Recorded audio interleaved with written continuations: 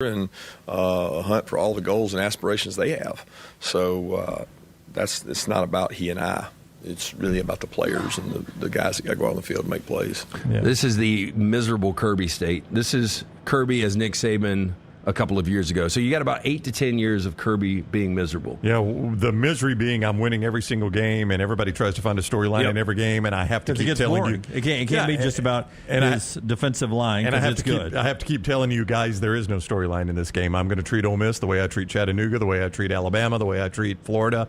It's the next game on the schedule. And we've lived through it. I mean, that's what Len's saying, yeah. In the middle of a 26-game winning streak, you sit there and you're like, I mean, we should be talking about Alabama, but, man, it's a lot more interesting to talk about these other teams that are either over-exceeding or underachieving. Because you didn't have to play Kirby's answer. If you just played the question, I could have answered that question for Kirby. There is zero chance Kirby Smart is going to make any game seem bigger than another game. Yeah, Kirby's been really, I mean, for the most part, accessible with us, personable with us.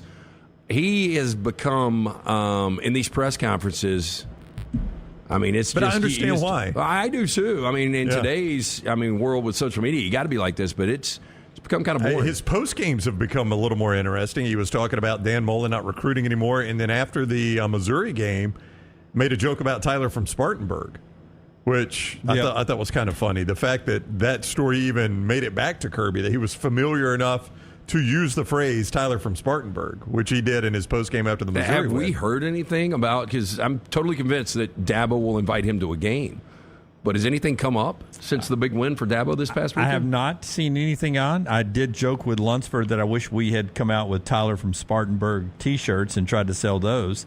There was something that popped yesterday that I was like, oh, man, I wish we could get a T-shirt out real quick. But I don't know how many we'd sell, but there's occasional phrases that pop out really quick. There are a lot of people that are convinced that was an inside job.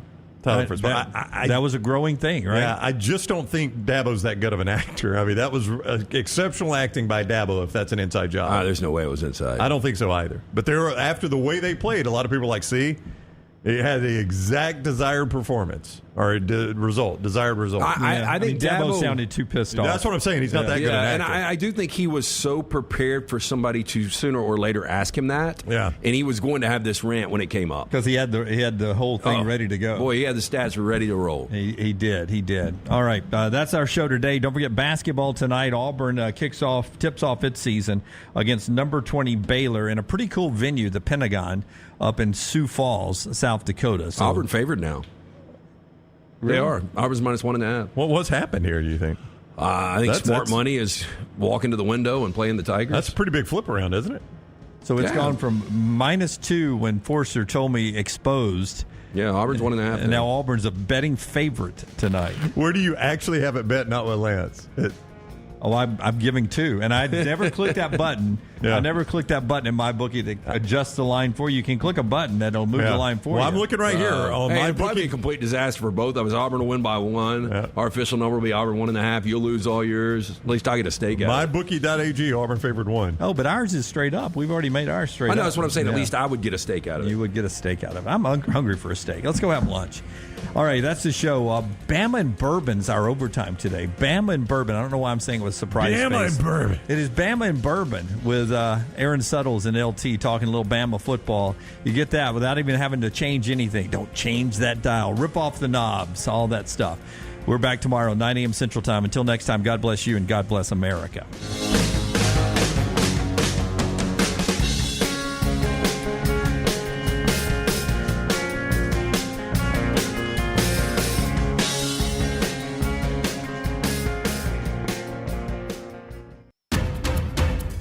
The Next Round golf cart is back and is presented by Urology Centers of Alabama.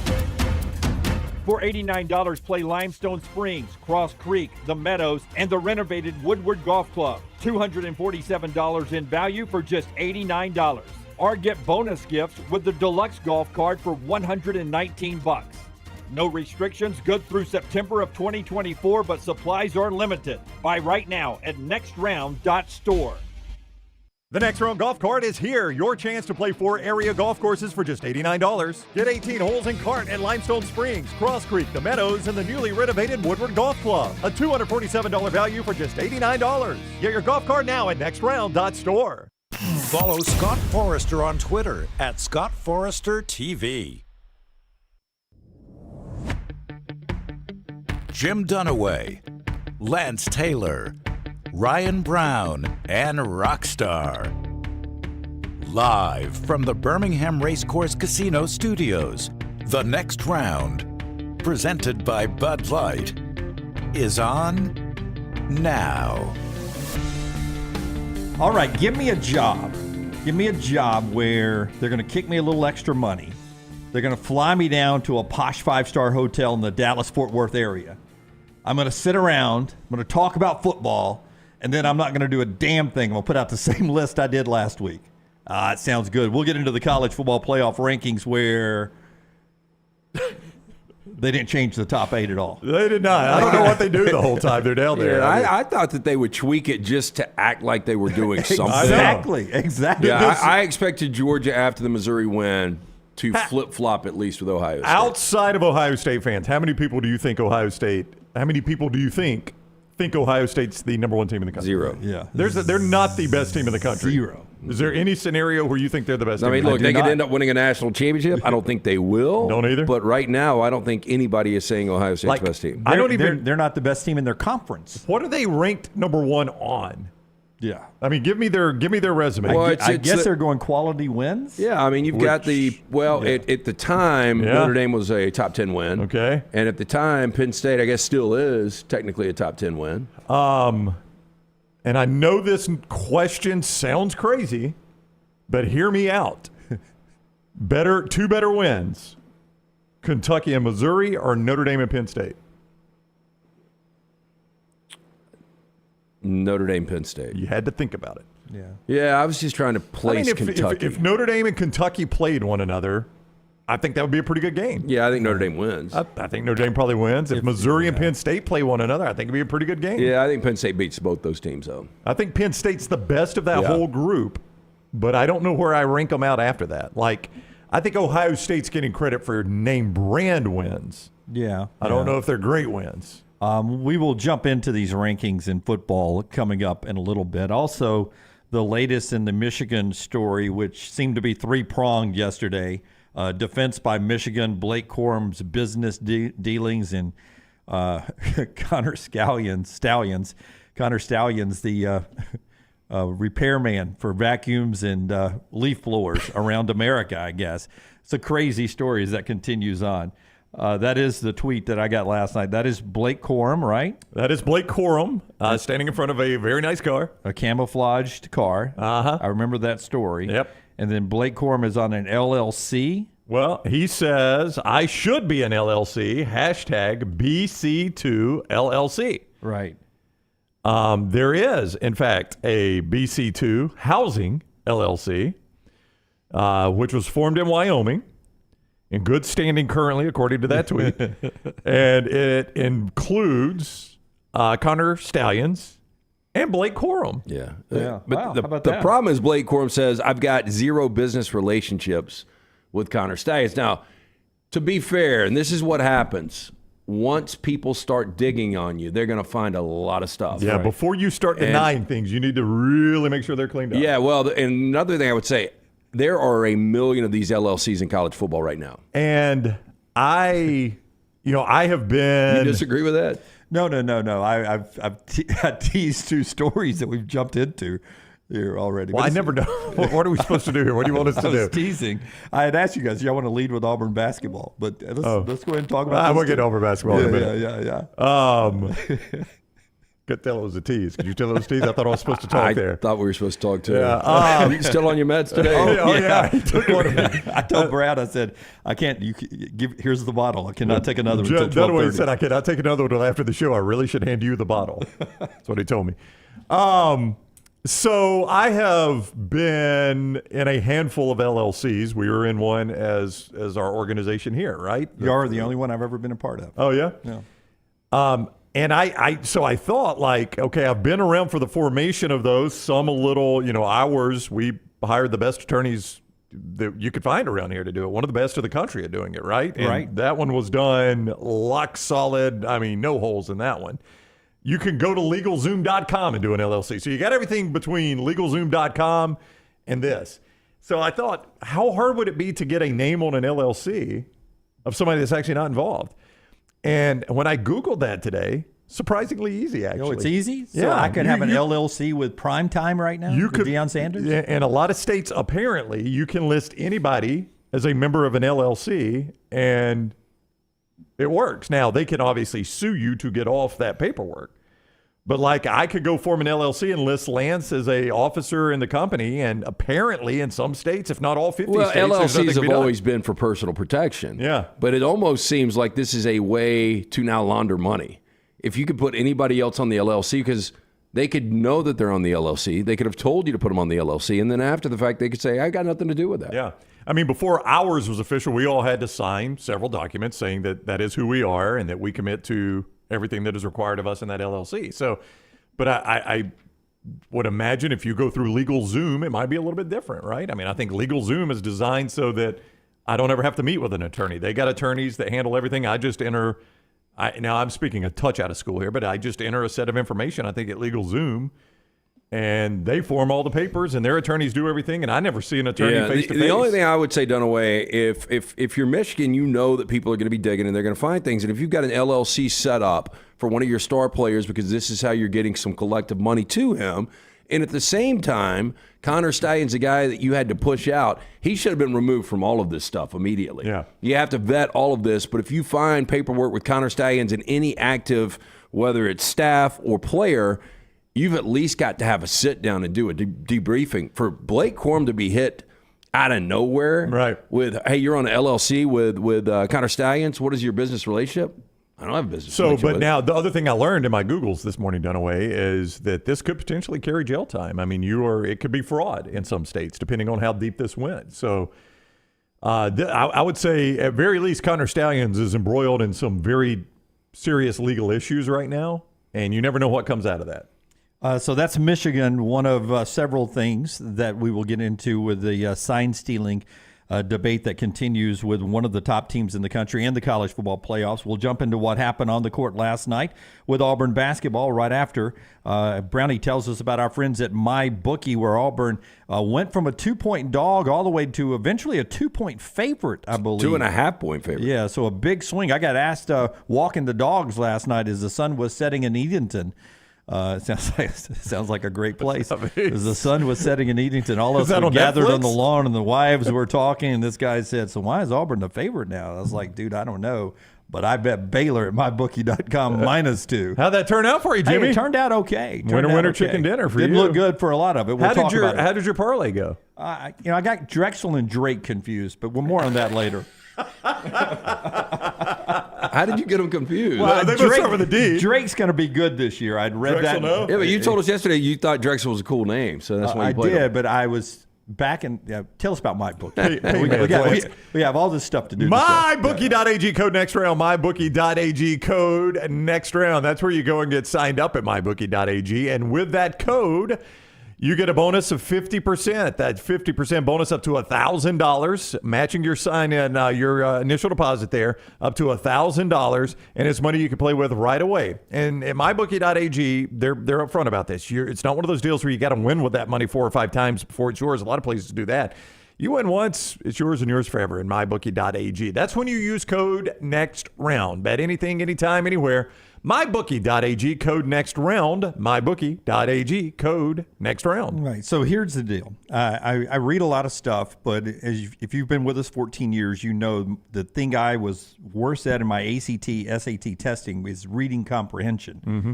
So over the course of leading into basketball season, I'd read somewhere, probably from Jeff Goodman and the folks at Field of 68, that I thought Drexel was going to be one of the better teams this year, surprise teams. It's actually Drake who plays tonight. I got Drake and Drexel confused in my little pea brain here. From the now you got an opportunity to pop Drake, don't you? I may or may not have already popped Drake for tonight. No, they were really good last year. Yeah. Was that not a game against Miami in the NCAA tournament? Came down to a final shot or something, and I think they won close to 30 games last year. You're all over it, and they're supposed to be okay again this year. I got Drake and Drexel confused, so I apologize. That part of the parlay did not hit. But Auburn ends up hitting last night. If you did not take the Tigers, you took Baylor, and that was a big swing game last night. And you guys made a point that Auburn had some returning starters, got a great new point guard to run the point, all due respect to Wendell Green, who played a lot of good, hard basketball for Auburn. Yeah, Aiden Holloway's going to be really good. Aiden Holloway is the real deal. 19 off the bench, right? Shot selection, a little questionable at times. And the guy can accelerate and with great speed and had a lot of points in the second half.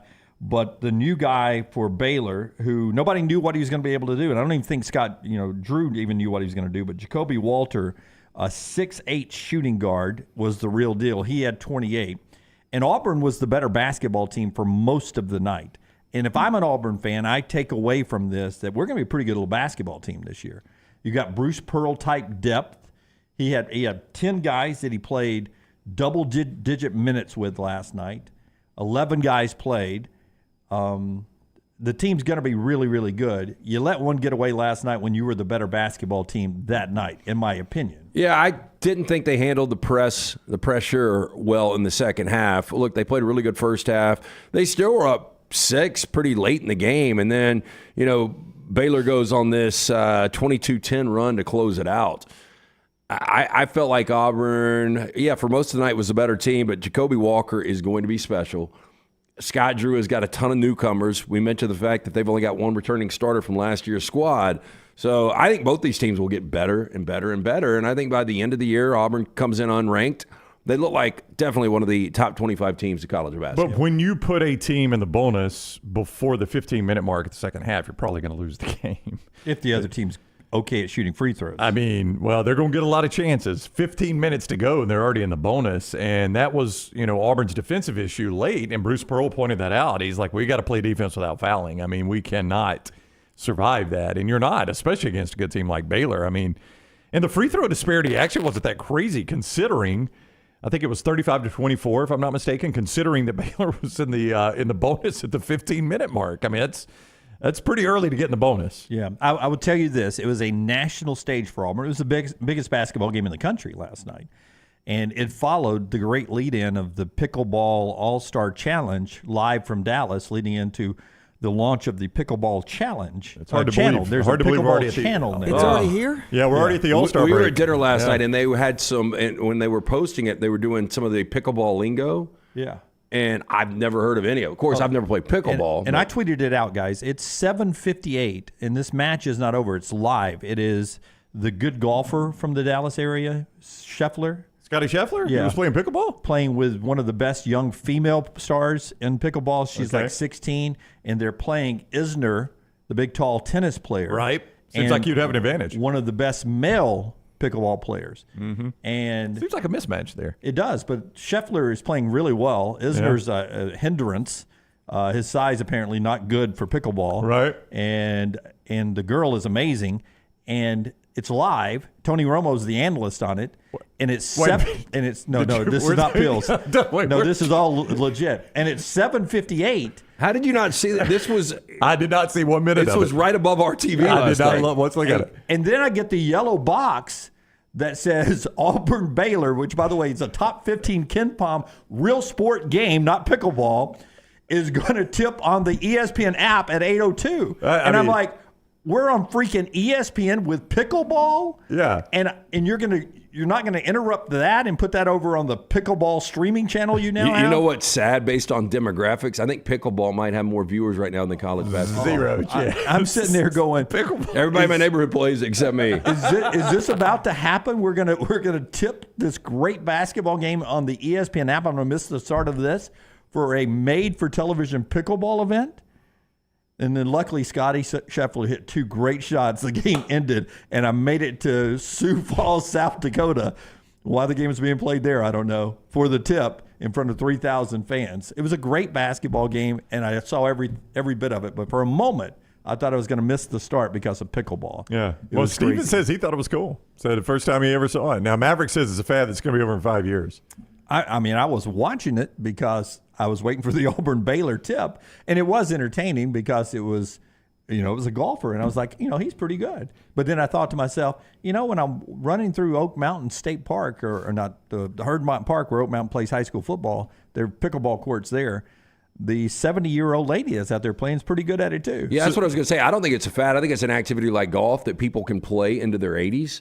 So I don't think it'll go anywhere. So is this a genderless sport in that, like any other sport, the male has the advantage over the female? But is that not the case in pickleball? I wouldn't. Well, I mean, it's hand-eye. There's a lot of hand-eye, and this is just, again, I have never played this. We tried to, one of our friends, mutual friend, right before 2020 hit, we were going to put a pickleball league together, which I think would have been pretty lucrative based on where it is right now. Wish we'd have done that. Yeah, it didn't happen. But based on what I've seen, hand-eye is a lot of it. It is, and you can't. But you really don't have to move around much at all. You don't serve overhand. Right? You just, it's like, you basically give them the ball off your serve. right. And it's really quickness. But like tennis, it ends up being a lot of spinning of the ball that can really impact. And there's not a whole lot of net game, I don't think, because I don't think you can get close to the net. I think you're limited. No, I think you're limited. That seems boring. No, I think there's a stripe you can't pass. There is, but you're still pretty close. Yeah, well, you're close anyway. It's a small court. Michael Eisner, the guy that's, or John Eisner, the dude that's 6'10". He could reach over. Yeah.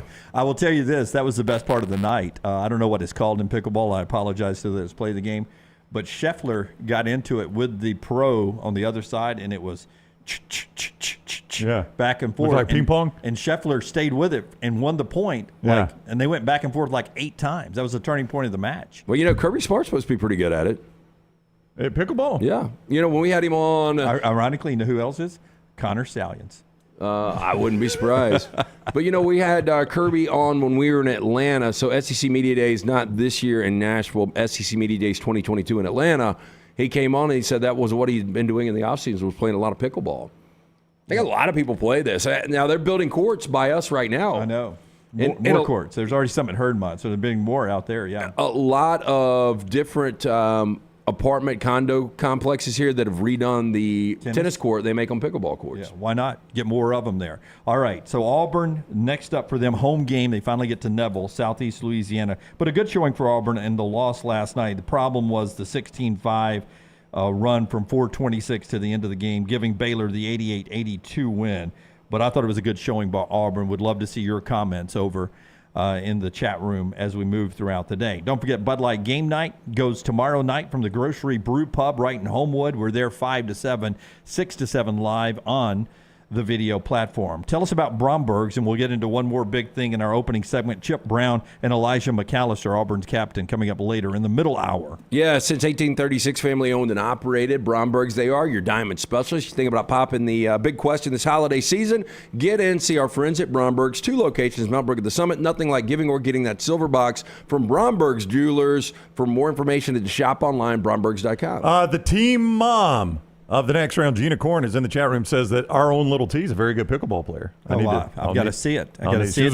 She was a good soccer player. Little T was. I think she leads Vestavia High School in scoring all time, is what we determined. I've only seen one video clip. I think you just maybe made that up. I've only seen one video clip of Little T playing soccer, and it was a Scott Forster shot ABC 3340 highlight, the way local Wasn't TV it the Pele, the bicycle kick where she won the state championship on a walk-off? I think it was a header into an empty net, but empty net. Give her a little credit, by the way. There was a goalie there. She was in street clothes. Yeah.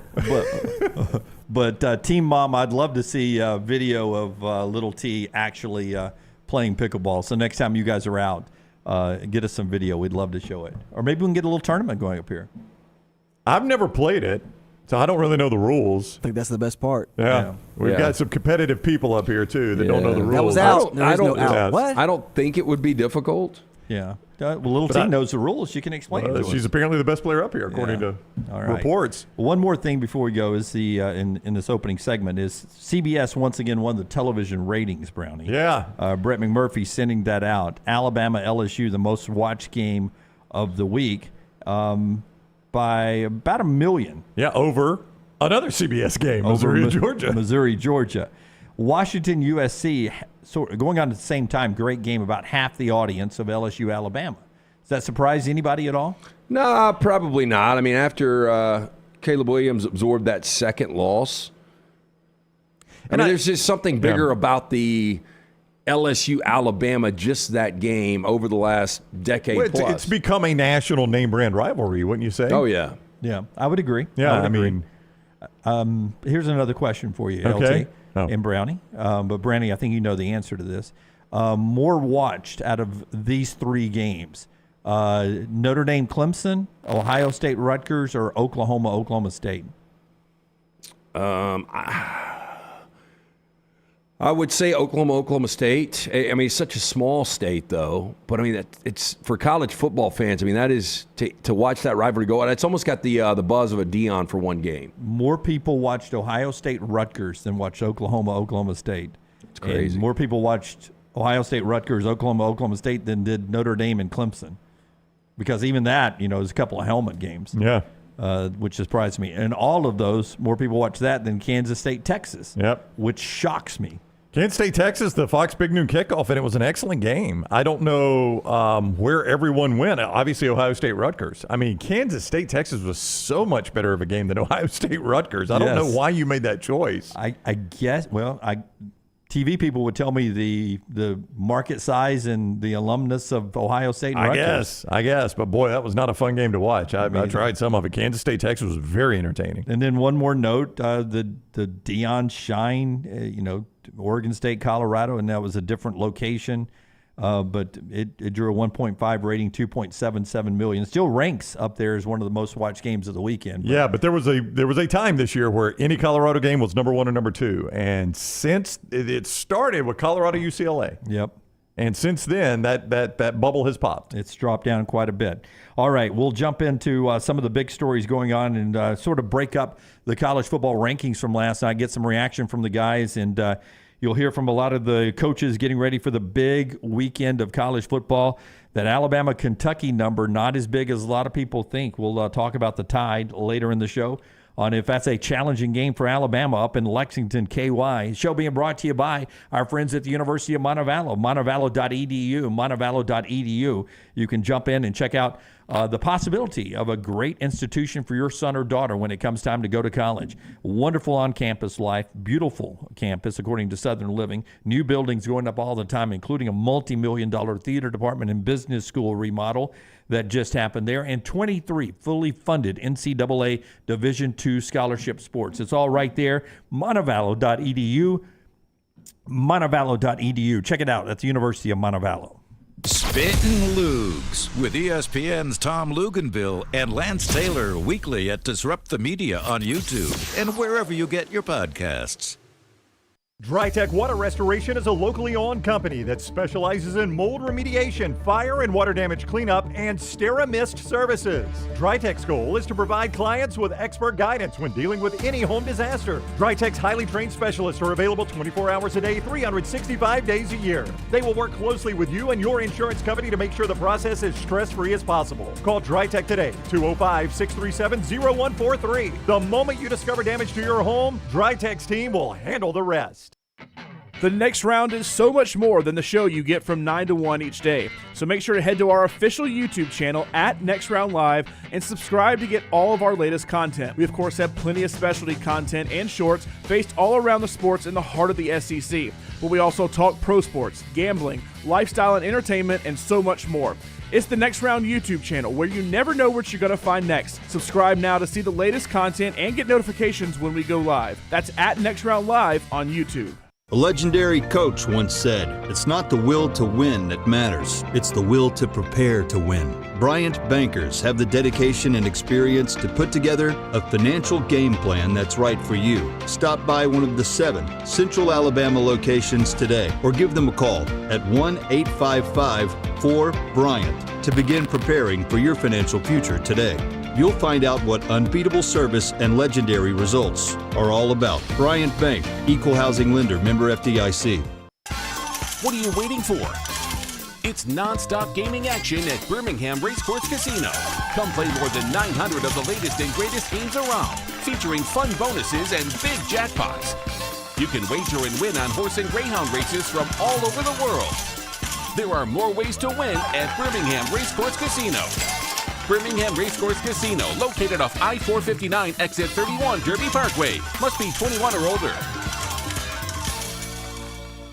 As summer starts to fade, get ready to welcome the arrival of fall. But hey, it's not just football season making an entrance. In the world of pest, it's fall invader season. Hold on tight because we've got 4 major troublemakers stepping into the spotlight.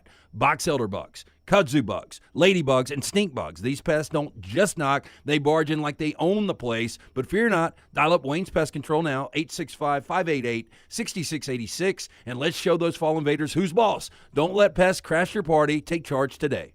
The wait is over. Tonali has arrived. Beautifully distinctive Italian styling and performance. Come test drive the all-new 2024 Alfa Romeo Tonali plug-in hybrid at Alfa Romeo of Birmingham. The all-new Tonali offers best-in-class horsepower and torque, fastest 0 to 60 times in its class, plus best-in-class range with full electric charge. And best of all, qualified Tonali leasees are eligible for up to $7,500 EV tax credit factored into your lease. Hurry down to Alfa Romeo of Birmingham and experience the all-new Tonali.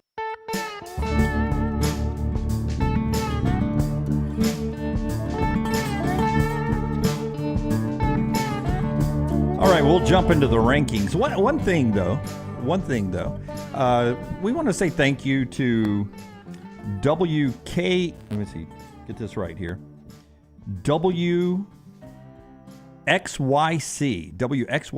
On this day in 1994, the student station at the University of North Carolina, Chapel Hill, WXYC, broadcast the first streaming on the internet radio show ever. Are you serious? Yep, on this day in 1994. 94.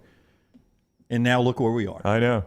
You know, that's really, I'm not certain I think it was where he made his first big payday was Mark Cuban. You know, that's how he made his payday, was broadcast.com. Do you remember the old broadcast.com? Well, no, it was HDNet. But I think it started. No, it might have started with broadcast. So, but I remember when I first got HD, which was in 2003, 2004. That had the best HD quality picture. Right. You know what's funny about it is, so Mark Cuban was an Indiana basketball fan and was living, I think, in Dallas at the time already, and was like, you know, with the games that are on TV, I'd like a way to keep up with them, but I can't do it. So he devised, what if they just streamed it over the internet? Anybody could get it anywhere. And, you know, at that time, Indiana was like, sure, just take our signal, put it on the internet. Who cares? Absolutely. So you know who's not going to mind? Joe Walter Chevrolet in downtown Bloomington. I can go to them and tell them they're getting more bang for their buck. And so he was like, well, gosh, if Indiana will do it, I'll go get every school to do it. So every school did it before they realized, you know what, if we control this and make people pay for it, we get more money out of it. And that became broadcast.com, which I think he sold he sold it, or he bought it and merged in with Yahoo or whatever, and then HDTV. But I think that's really how he got his start, was just wanting to hear Indiana basketball games. So is that Mark Cuban's voice that says, Yahoo? Remember that advertising back in the day? I do remember that. Whatever happened to Yahoo? Whatever happened to Yahoo? Tell us about Redmond Vodka, LT, as we get into a little college football playoff ranking. Fantastic local product. Ask for it by name at your local bar, restaurant if they don't have it. Tell them to get it. Again, Redmond Vodka, 8 times distilled, gluten-free, locally owned and operated. Charles Barkley, one of the great faces behind it. Available in 22 states. Ask for it by name. It's Redmond Vodka. Oh, Smuff says UNC's TV station has or used to have a show that they made called General College, and some actual famous people started there, including Billy Crudup. I like Billy Crudup now. I don't know. Is General College like a soap opera, like General Hospital? That's what I thought. Yeah. Hey, Billy Crudup's a good actor. I like him on the morning show. You ought to see Without Limits, the Prefontaine movie. Oh, I haven't seen that. He's really good. Does he play Prefontaine? Yep. Yeah. He's a good actor on the morning show. In fact, he's the best actor on the morning show. So Bill Bowerman is Donald Sutherland, and then Monica Potter is his love interest. But it's well worth the watch. Yeah. If I ask you the best team in college football right now, we all said it was not Ohio State. They are picked number 1 right now by the college football playoff rankings. If you missed it last night, the top 8 did not change. Georgia was 2, Michigan is 3, Florida State is 4, Washington 5, Oregon 6, Texas 7, Alabama 8, did not change. Ole Miss is 9, Penn State is 10. I'll throw Louisville in at 11, and that's where I'm going to stop on my outside chances of making the college football playoff. I feel like the top 11 will give us the playoff team. It is hard to believe that Louisville could win out and be in the college football playoff. I don't think they would. I don't think they would, but they could. Yeah, if they win out, there's I would say it's 60-40 they get in if they win out. You're going to tell me everything else that happens, as I always say, but they, at least if they win out, are in the discussion. And I'm with you, Dunaway. Oregon State is next. I don't think you can go beyond Louisville to Oregon State, Tennessee, Missouri. Oklahoma State, Kansas, none of those teams, if they win out, have a chance. Yeah, I would say to me it's the top 10. Really, to me it's the top 8. Yeah. But the top 10. Yeah, and we could start, this week could start losing those. Ole Miss loses. They lose that. Penn State loses. They lose that. So yeah, but if Ole Miss wins, if they beat Georgia, Georgia's not out. And Ole Miss is still in the mix. 100%. Our buddy Michael Spisto reached out to me yesterday, and he said, hey, just play this scenario. If Ole Miss beats Georgia and Penn State beats Michigan, where are the rankings next week? And it is interesting because what do you do with both Georgia and Michigan if they lose? Somebody asked us that on Twitter. I don't know if you were in the tweet, but, does Ole Miss jump Alabama if they beat Georgia? And my point was, even if they do, if Alabama is a one-loss SEC champion, they would jump back over Ole Miss, so it wouldn't matter. Yeah, but here's the thing. I don't know what you do with them if they beat Georgia. On the other side, if Georgia loses to Ole Miss, you know how the way this committee plays around, there's no way they're going to have Georgia in front of Ole Miss. And the same with Michigan and Penn State, so they take major tumbles. Wouldn't you think that Georgia and Michigan are back in like 8, 9, 10? No, they won't fall out of the top 8. All right, but top 9. Well, I mean, think about it though. You've got to put Ole Miss and Penn State in front of them, right? Maybe. All right, tell me what you would do. Let's run through the best win for each team because that's what we're going to talk to. Ohio State's best win. Penn State to date. Okay, Georgia, Missouri. Not like the way you went old school. Is the way we said it? Michigan's best win to date. Good luck. Rutgers, probably. Florida State. LSU. Is LSU. Washington is Oregon. And maybe the best win in the country right now for Washington. Oregon's is Utah. Texas is Alabama. Bama, Ole Miss. Bama's Ole Miss. Ole Miss, LSU. Yeah, by the ranking right now, Bama is Ole Miss. Yeah, I mean, that's a top 10 win. Penn State, do they have one right now that resonates they with do you? not have a good win, Penn State. I guess their best win is... But Penn State, Michigan's going to fix themselves this week. That's Whoever wins that game, it's going to be their best win to date. Yep. I do find it fascinating if those teams were to lose this weekend. I don't think it happens. I think Georgia wins. I think Michigan's going to have a little more difficult time with Penn State, but the good news for Michigan is James Franklin is coaching on the other sideline. So we know he can't win big games. Yeah. Well, if Penn State's best win is Iowa, by the way. Iowa is now ranked unbelievably. Hey, so 5 of 6 years, the committee has put Iowa in their rankings at some point. They do like Iowa, don't they? Well, I mean, Iowa just finds a way to disgustingly win. Yeah, Arizona, Iowa, North Carolina, the new teams in at the back end this weekend. Let's do this now. If I say all the games you've seen up to this point have been exhibition games. Okay. So you can't fault anybody for their losses or their wins. They just gave you a chance to eye test them. Who do you think are the 4 best teams in the country? To me, this is easy. I think it's Michigan 1. I think it's Georgia 2. I think it's Oregon 3 and Alabama 4. Yeah, I mean, it's easy with Michigan because they've literally played an exhibition schedule. I mean, that has been what they have done. I don't think anybody outside of those 4 teams can win 2 games in a college football playoff. Give them to me again. Those 4 are who? Michigan. Uh-huh. I think it is number 2 for me would be Georgia. Uh-huh. Then I would go Oregon, and then I'd go Alabama. Yeah. Okay, so not Texas, not Washington, not Florida State. That surprises me on Florida State for you. I just don't know how good Florida State is. Florida State's either. kind of an Ole Miss to me. I think they're good. I just don't think they're good enough to win a championship. I mean, Florida State, I don't want to take away their win. They won. They beat LSU. And they beat them handily in the week second 1, half. it was one of the biggest stories. I mean, we came in here talking, guys, the way they dominated LSU in that second half. But outside of that second half against LSU, and I'll give them the whole game against LSU, make your Florida State case for me. Well, the win on Clemson on the road is still tough. It's a 4. What are they now? 5-4. 5-4? Yeah. 5-4. I mean, Clemson is a little bit better than Kentucky. Yeah, I would think. But, I mean, when we start doing this, you could tear everybody apart because if I want to make a case against Alabama, I could say, all right, Ole Miss is their best win. That was if you had to ride 4 teams, though, that you think can win 2 games, who are those 4 teams? That's what I'm looking at. Yeah. Well, Georgia always, just because of their talent level. Oh, yeah. I'm not sure. I would throw Michigan in there. Okay.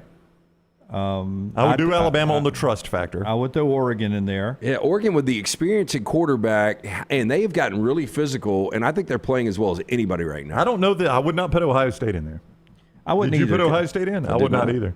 Kyle McCord does not feel like a quarterback that can do that. And he they've plays got a big defense. chunks of losing football. He plays big chunks of losing football, Kyle McCord. Yeah, I just don't know if you can trust him yet. You've got what is one of the better defenses we've seen at Ohio State. TreVeyon Henderson's getting healthy, the best receiver in college football with Marvin Harrison Jr. So you've got enough things to work with. I don't know. I can't wait to see Ohio State, Michigan. I think we're going to get obviously a good read on both of those teams once we see that. Randall in the chat room, Georgia will be a one-loss SEC champ over Bama, and Ole Miss will be left out of the playoffs with one loss and not playing in the SEC championship game. He thinks that's what happens if Ole Miss beats Georgia this weekend. Well, I was going to ask you, if Ole Miss wins that game, where do you put them? Like if you were on the committee, and let's just assume Michigan wins. That really doesn't affect this. Let's just assume everybody wins. Texas beats TCU. Oregon beats USC. Everybody wins but Georgia. Everybody wins but Georgia. Ole Miss beats Georgia. Everybody else has won their game this weekend. What do you do with them? Georgia's falling. Okay, but what do you do with Ole Miss is the question. I move Bama up a little bit, and Ole Miss is going to be right behind them, telling them. So Bama gets the push from Ole Miss, basically. Yeah, but you at that point you can't put Bama ahead of Texas. No, this train rides upwards. So Texas is also getting an Ole Miss bump. Right. Yep. But there's only one. You've only opened up one spot with Georgia. It goes. Texas becomes 7. Alabama's 8. Texas is 7. Yeah. So Texas becomes 6. Okay. Alabama becomes 7. Ole Miss becomes 8, and then Georgia's 9. So I beat the number 1 team in the nation, and I move up one spot. So that would be tough to swallow if I'm an Ole Miss fan. Yeah. And then I look back at the Alabama game, and I'm like, but at some point, can you not train ahead of Oregon? Like in NASCAR, Oregon's got a good car going right now, but all this line of this Texas, Alabama, Ole Miss, Georgia lineup passes them. But what do you expect in Eugene this weekend agagst USC? I think it'll be a better than expected game. Honestly. I think it can be, but I think Bo Nix right now where this defense is can eat them alive. I thought you were setting me up for a stake bet. I think Oregon and Bo Nix are going to annihilate them. So if they do that, the way they're playing, it's hard to drop Oregon at all. Yeah, and by the way, if given the opportunity, I think Dan Lanning will send a message in this game. If he can, like he did in the Colorado game. I think he tries to do that. I here's what I'm banking on, Lance. Because it's name brand USC. Yeah. He's going to be recruiting against them. Yep. And it'll have a huge number in a 9:30 window. Yep. USC and Oregon, where everybody else is. I mean, this is good late night TV. Here's what I'm banking on, and this is one of those things I say where if Scott or Little T pulls it and we play it back Monday, I sound like a complete idiot for saying this, but I've sounded like more of a complete idiot than this before. It has a weird way of happening. They fire Alex Grinch. Outside of Notre Dame, I think you might get USC's best defensive game of the year. Well, Notre Dame, their defense played really well. So you look last week, and this Josh McDaniels, Antonio Pierce thing is pretty fascinating when you start to crack that open and take a deep dive into it. But Antonio Pierce was able to rally that entire Raiders team. And I know Daniel Jones went out and the Giants aren't that good, but they beat the holy hell out of them. They did. So if you just get USC to play their best defensive game, which was probably against Notre Dame earlier this year, then USC can score right there with Oregon. See, that's what y'all thought you were setting me up for, that with the change, that the defense will rally around a new coach and some new schemes. I kind of think they will. And I don't think it'll last. I think it'll be a touch-and-go game for Oregon. It'll be a one-game deal. I think Oregon wins this game, but I think Oregon may have their hands full a little bit this week. Of course, I've thought that a couple times about Oregon, and they have demolished just about everybody they played except Washington. The show being brought to you in part today by our friends at Storm Restoration Roofing. More on the college football playoff rankings from last night, but let me remind you that while you're looking at the top of the college football rankings, let's look at the top of your house as well, your home. That's what Greg will do. Greg from Pell City will get on top of your roof and give you a free, no-cost, no-obligation roof inspection. Phone number is 205-542-3531. 205-542-3531 for that free no-cost roof inspection. You can also look him up on Facebook, Greg from Pell City, A-plus rated with the Better Business Bureau, the best warranties in the business. Insurance companies trust him as well. That's going to help you out. Again, free, no-cost roof inspection, 205-542-3531, or Greg from Pell City on Facebook. What did they get wrong? Anything wrong last night? I don't think Ohio State's the number 1 team in the country. I think that's what they got it wrong at the top. But again, it doesn't matter. It really doesn't. It will sort itself out. But if you were trying to identify the best team in the country, I think they've gotten that wrong. We've got Ohio State and Michigan down the road. Michigan, Penn State this weekend.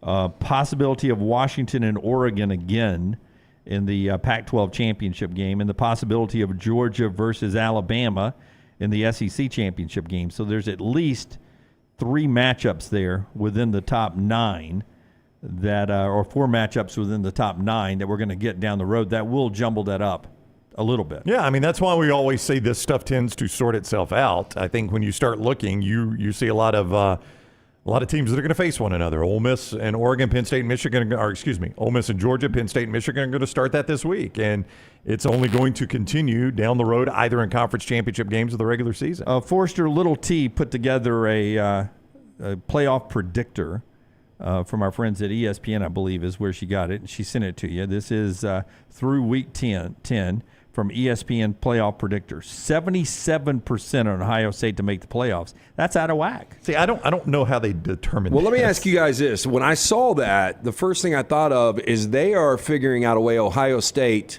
they've got one game left. If they win that game, they're going to be a massive favorite in the Big Ten championship game. But if they lose that game, what are the chances Ohio State can still get in if Michigan is undefeated? Very low. Well, I mean, you tell me this. Florida State with a one loss, or Ohio State with one loss. Are they a conference champion, Florida State?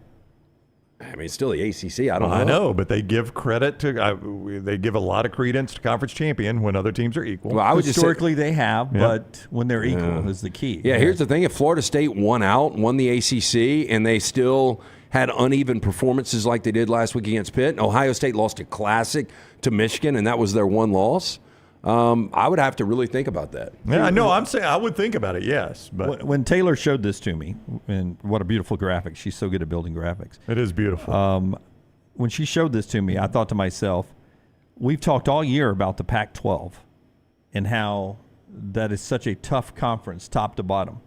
Oregon at 38% and Washington at 31% to make the playoffs. You're telling me that there are 6 teams better than the Pac-12 champion that has a better percentage of making the playoffs? That doesn't seem right. That doesn't add up to me. The math doesn't work for me. Well, the reason they're projecting this is because they believe Oregon's going to win the rematch. But I would Washington losing their championship game, they've got no shot. And even Oregon winning the rematch. I just don't understand where they come up with these numbers. Why is Alabama 41% and Georgia 39%? Explain that one. Exactly. Well, because they're looking at how. I mean, that's tough to explain based on this fact. I guess Georgia does have Ole Miss left, and they've got Tennessee left. So they're saying Georgia tougher stretch in front of them than Alabama is what they're saying. Yeah, there? and I guess they've got Alabama 30 or 41% based on the fact they're going to be double-digit favorites here on out. But then I would also say a one game against Georgia. Yeah, but they've also got a loss, and Georgia doesn't. That's why I would think Georgia would be a high percentage. Again, I don't know where they get these numbers from because to me, that is them saying we think Ohio State's the better team than Michigan, right? Isn't that what those numbers tell you? Yeah. Well, or now Michigan does have a tougher road because they got to play at Penn State. I think they factor that in there. Yeah. But see, Alabama's at 41%, but Texas is at 39%. Well, what's rough left on Texas's schedule? Well, Lance will tell you Saturday against TCU. I mean, do we know Quinn Ewers is playing? We don't. We'll ask Chip Brown in about 18 minutes. Yeah, Chip Brown coming up in 18 minutes. That's the College Football Playoff Committee. Last night talked about Auburn basketball in the opener.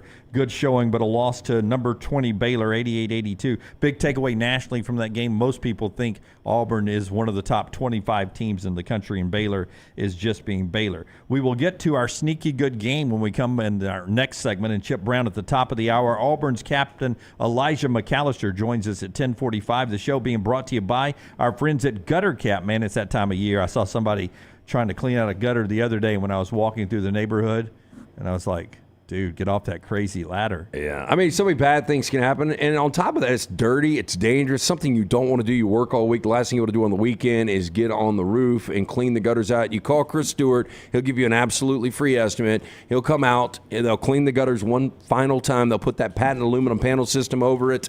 You'll never have to clean the gutters again. More than 20 years in business. GutterCapBirmingham.com. Cap it, don't snap it. 205-823-2212. Follow Rockstar on Twitter @RockstarBHM. Football season is here, and Legacy Credit Card is just what you need to manage your spending safely and wisely. Credit cards offer better consumer protection against fraud when compared to a debit card, which is linked directly to your bank account. Legacy offers rates as low as 8.9% APR on credit cards compared to major card providers who advertise rates as high as 29% APR. Look no further than Legacy. Open a credit card online in minutes at legacycreditunion.com/join. APR's annual percentage rate, rates, and offers subject to change. See website for details. Federally insured by NCUA. The wait is over. Tonali has arrived. Beautifully distinctive Italian styling and performance. Come test drive the all-new 2024 Alfa Romeo Tonali plug-in hybrid at Alfa Romeo of Birmingham. The all-new Tonali offers best-in-class horsepower and torque, fastest 0 to 60 times in its class, plus best-in-class range with full electric charge. And best of all, qualified Tonali leasees are eligible for up to $7,500 EV tax credit factored into your lease. Hurry down to Alfa Romeo of Birmingham and experience the all-new Tonali. If renting is putting a dent in your bank account, here's your sign from the universe that it's time to buy a new home. And who better to help you through the ins and outs of home buying than our friends at Mortgage Right. With Mortgage Right, you don't have to worry about becoming a short-notice mortgage expert because they do all the heavy lifting for you. They're trusted mortgage professionals, and they'll help you choose the right mortgage option and stand by your side every step of the way. Visit mortgageright.com/TNR to buy before renting runs you dry. That's mortgageright.com/TNR. NMLS 2239, Equal Housing Lender. Start your day online with our website, nextroundlive.com. The latest videos, podcasts, and college football stories.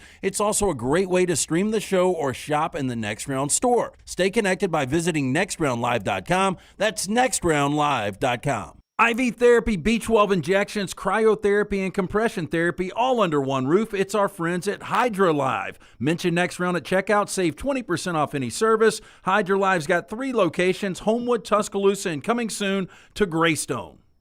Hey, if you're looking for Birmingham's best pizza, you need to stop in and see our friends at Slice Pizza and Brew. It's as local as you can get, from the ingredients that go into every pizza to the beer on tap. For a great lunch or dinner, go see our friends today, Vestavia or Lakeview at Slice. Hi, this is Wes McClooney, owner of the New Balance Birmingham store. You're not average, and the New Balance Birmingham store has the shoes and apparel to perfectly match your unaverage self.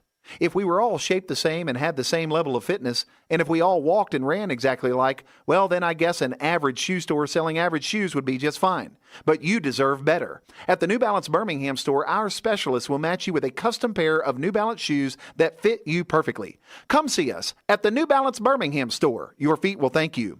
Want more of the show? Download the app or visit nextroundlive.com for the latest podcast, The Mystery Fifth Hour, our Not For All Ages podcast, The Last Call, and the entire Double Down Media podcast family. All at nextroundlive.com and on the Next Round app.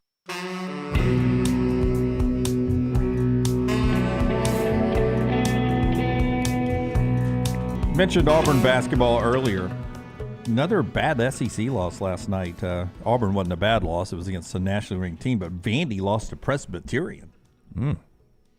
Presbyterian knew it was going to happen. Yeah. Predestination. You helping Maggie out with her sermon? That's a religious joke, everybody. But it was, I mean, that's a mid-tier Big South team. I think the joke will be God knew it was going to happen. Oh, God, okay. God ordained it was going to happen. Yeah. Scott says, Forrester says Presbyterian 5-27 last season. Oh, they beat Vandy last night. Now, Vandy was out one or two of their better players, but still. I mean, Scotty, did they hit the transfer portal there at Presbyterian? I mean, we don't know. They could have reloaded this year. They could be a NCAA tournament team. And Indiana. Seems like a bad loss, though. Indiana barely beat Florida Gulf Coast 69-63, and this is supposed to be an Indiana team that could contend for the Final Four, and they barely escaped there with Florida Gulf Coast last night. And it's not Andy Enfield's Florida Gulf Coast. It is not. Bill Self gets a big contract yesterday. Did you see this number? I did. Highest paid coach of college basketball. I think he probably has earned that. Yeah, he has. And this year, he's getting $13 million for this year because they're throwing in some back pay from the COVID year or something like that. You remember when there were people that thought he was going to lose his job? Yeah. Well, that's the interesting clause. Did you see this clause in the contract? Oh, I'm sure. First off, 5 years, $53 million, which is more than Calipari. Nobody knew what Coach K was making because it was Duke. But here's the clause in this contract that is pretty crazy. On the signing of this contract, he can no longer be fired with cause for anything that has happened pre him signing this contract. So if the NCAA comes in and says, guys, I hate to tell y'all, he was running a brothel. Yeah. He's like, y'all owe me the contract. Basically, That's unbelievable. They could come in and say he was a a serial killer in Wyoming in the offseason. Yeah, I'm going to jail, but I'm going to need that bail check. I'm going to need that $53 million. That's right. Nothing. He cannot be fired for cause for anything that happened before the signing of this contract. I mean, that is pretty crazy, right? It's a crazy clause in a contract. But good for Bill Self. They're number one in the country. Tonight you get Arizona State, Mississippi State, and Troy with an interesting game at Ohio. MyBookie.ag, MyBookie.ag. Bet responsibly, but use our promo code next round when you jump in there, MyBookie.ag. All right, part of the show today being brought to you by our friends at Hempill LT. Tell us about Hempill. You can get all these plays as well at lanceslog.com. Yeah, for all of your plumbing, heating, and cooling needs, call the name Birmingham has trusted since 1954. Hempill Services, Adam, Chad, Andrew, the guys. Make sure you tell them the next round sent you. Right now, $69 fall tune-up. Hard to stop a train. Call them, 205-229-2980 or online, hemphillservices.com. Hunter says Kansas and Bill Self are middle fingering everything and everyone at this point. Well, and why would you not? Yeah. As Lance said, you remember when people said he was going to get fired? David says the sad thing is he was cheating and Kansas was all in on keeping him.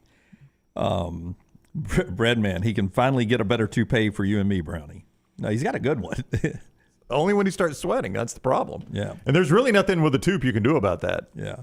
Goose says, you know what this contract tells me?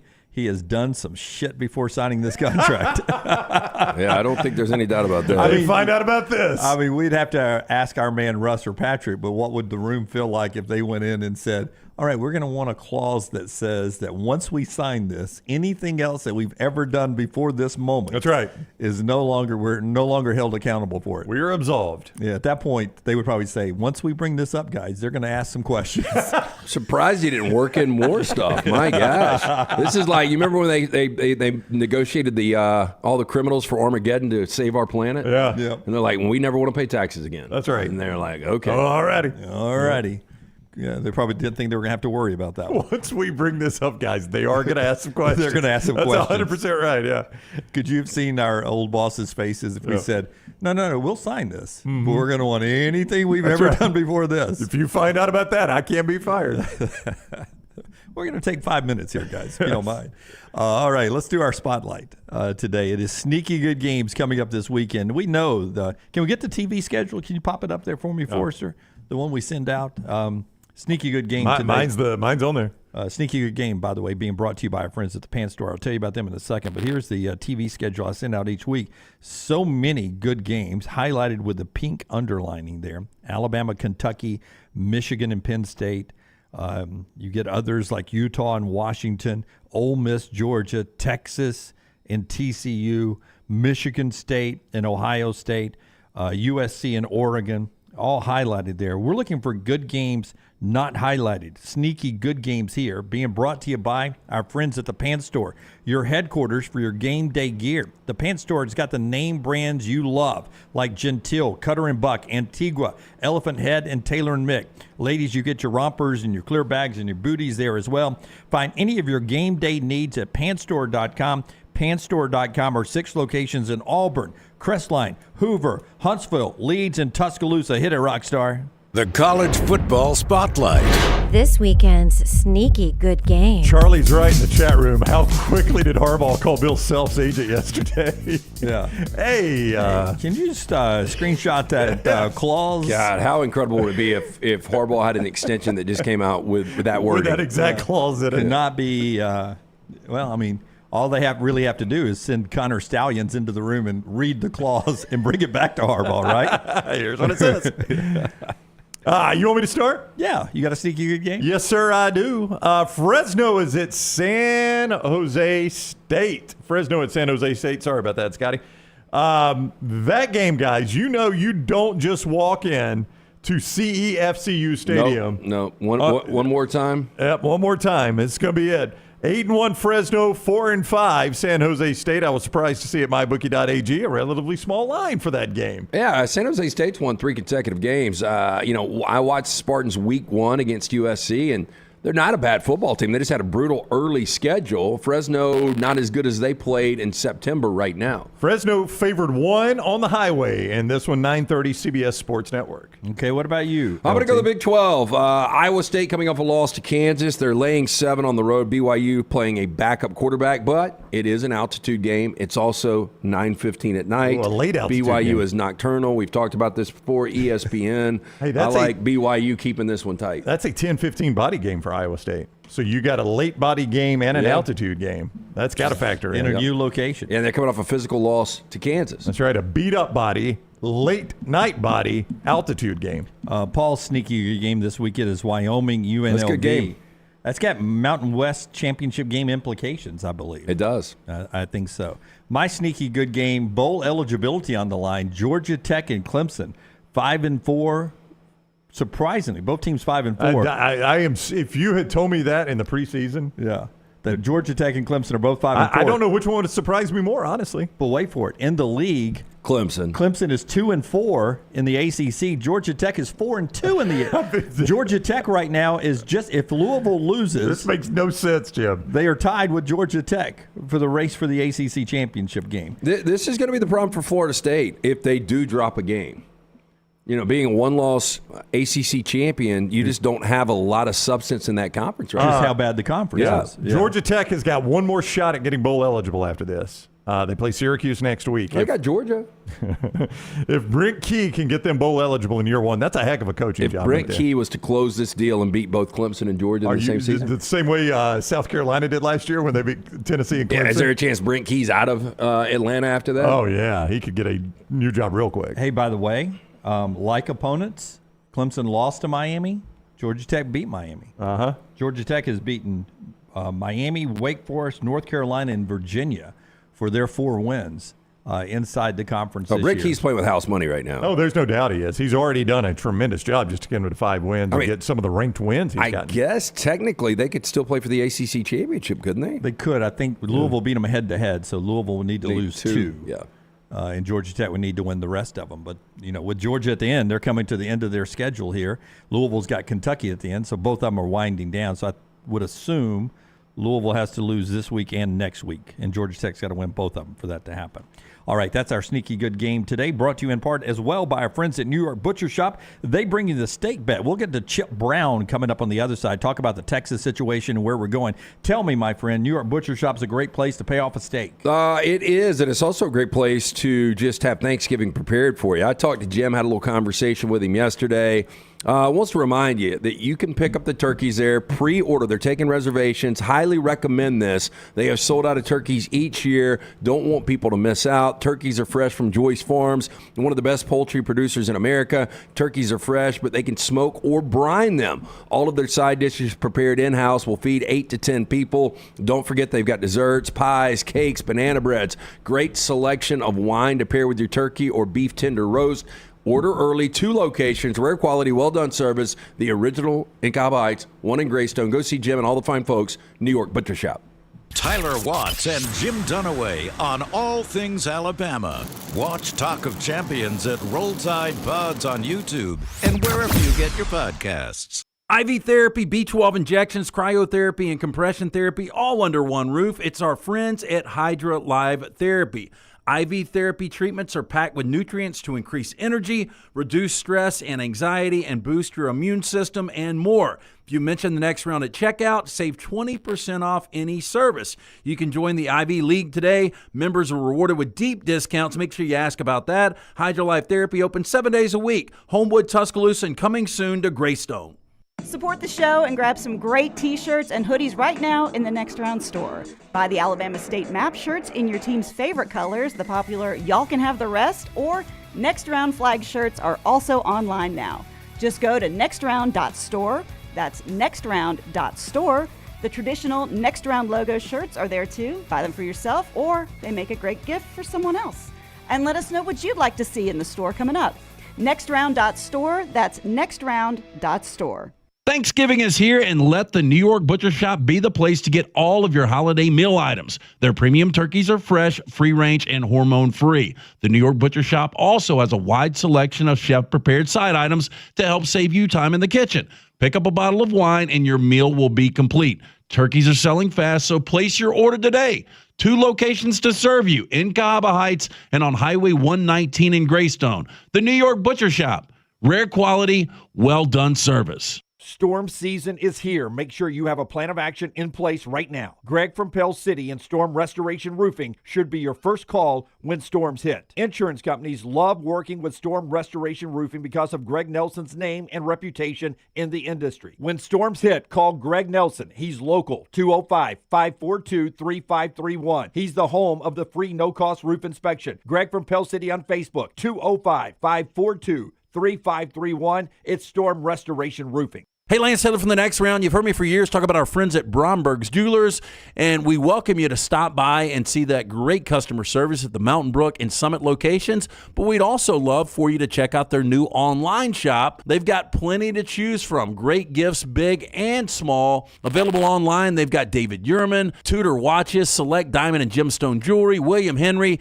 seasonal and favorite giftware items and baby gifts as well. They've even got an online sale section. For more information, brombergs.com.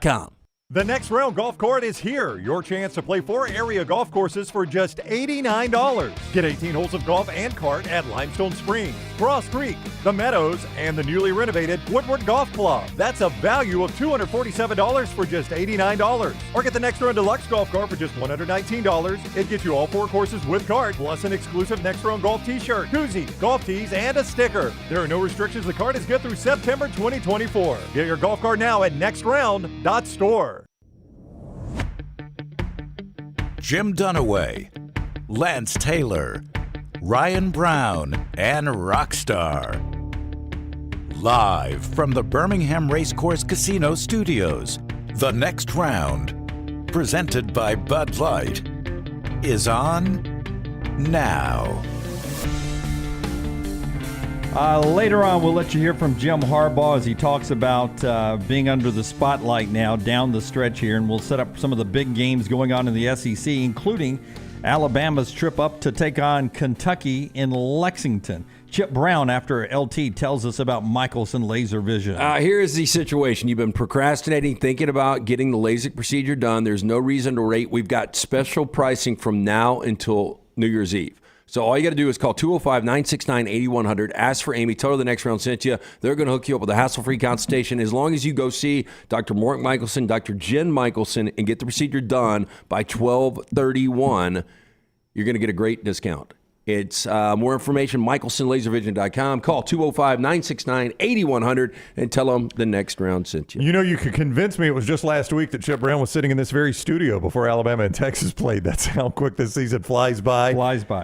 He is Chip Brown, Horns 247, Chip Brown 247, part of 24/7 Sports, with us now on the JohnstonRVCenter.com hotline. What is up, Chip? How are you? What's going on, fellas? Not a whole lot, buddy.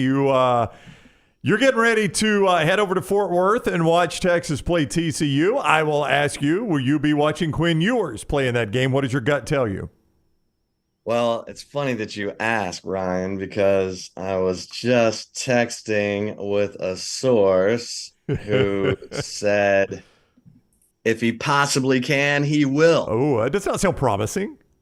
I was told he's questionable. The timeline for him to come back from the AC joint sprain was Iowa State, which is next week. So this is the earliest part of the timetable. So the question for Steve Sarkisian, Quinn Ewers, the training staff is if there's any chance that he could re-injure this thing, or it's he's limited. Do you wait that extra week? But it sounds to me like Quinn Ewers is chomping to get back on the field, and Texas fans would be ecstatic for that, because as good as Malik Murphy's been throwing those deep balls, his 4 turnovers in his first 2 starts are the most by a Texas quarterback in their first 2 starts in the last 20 years. So it's been up and down like you would expect with a young quarterback for the Texas Longhorns. Yeah, and I guess that becomes a question, Chip. If Malik is in there and he turns it over a couple of times, I mean, TCU has been kryptonite for the Texas Longhorns over the last decade. If he was to 3-8. yeah, that's amazing. But if Malik Murphy played bad, the question is, does Arch Manning get a shot? And I've said this before. I've seen a little bit of the highlights. I've never seen the guy play a game in his life.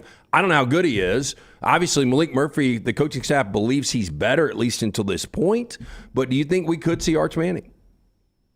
I mean, that would be the ultimate break glass option. It got to a point in the K-State game where Malik Murphy, he throws the interception early in the fourth quarter, right after K-State scores, and he throws the interception and it gives K-State the ball at the Texas 12. They score 2 plays later. Then there was a fumble by Jonathan Brooks, who's not fumbled all year. He was straining for extra yards. 2 guys ripped the ball out of his hands, and that fuels that 20-0 run by K-State. And at that point, you're thinking, is Sark about to go to Arch Manning here? And then Malik Murphy responded, going 5 of 8 passing, leads Texas down to a field goal to put them up 30-27. And then K-State ends up kicking a field goal on the last play of the game to force overtime. So, Steve Sarkisian is a former quarterback. He's a guy who really tries to build guys' confidence. So he's trying to work with Malik because Malik has more time, experience in the system than Arch. Everyone in the Manning family, Arch, they're all comfortable with him redshirting, not playing this season. He didn't want to go somewhere where he was going to have to be the savior, and he's not in that situation. But if we see him on the field Saturday against TCU, we have broken the glass. I've got to be honest here. I mean, we can play drama, build up, and try to paint a storyline here. But your path to the playoffs seems so easy, Chip. I mean, TCU, Iowa State, Texas Tech, and whoever's left standing in the Big 12 championship game. I mean, Texas fans have to be already booking tickets to one of those semifinal destinations, right? Yeah, it's pretty easy, right? That's 4 easy games, isn't it? I got 4 letters for you. UTSD. I mean, Texas fans have UTSD when it comes to, thinking that their team is going to have a big year or big outcome. Heck, we were in this situation a year ago. Texas goes up to K-State, wins a really good game, 34-27. They got TCU in their building, and you're thinking, okay, Texas has momentum. They get TCU in Austin, and it's the one game in the 34-game Steve Sarkisian era where they don't score an offensive touchdown with Bijan Robinson after having first and goal from the 2 in the third quarter, first and goal from the 5 in the fourth quarter, and come away with 3 points in a 17-10 loss in which the only touchdown in the game was a scoop and score by the defense. So you got 8 starters back from that TCU defense. There was some thought that maybe TCU had Texas's signs in that game because they just seemed to know exactly what was coming. Texas ran it 22 times for 28 yards. TCU's defense was good last year. It wasn't that good. So let's see, with 8 starters back on that TCU defense, Sarkisian has changed all of his signs. We'll see if that TCU defense can step up again. I've got to ask you, do you think Sark and the Texas folks are also big Alabama fans the rest of the way? If Alabama wreaks havoc over the SEC, then surely that buoys Texas always ahead of Alabama, right?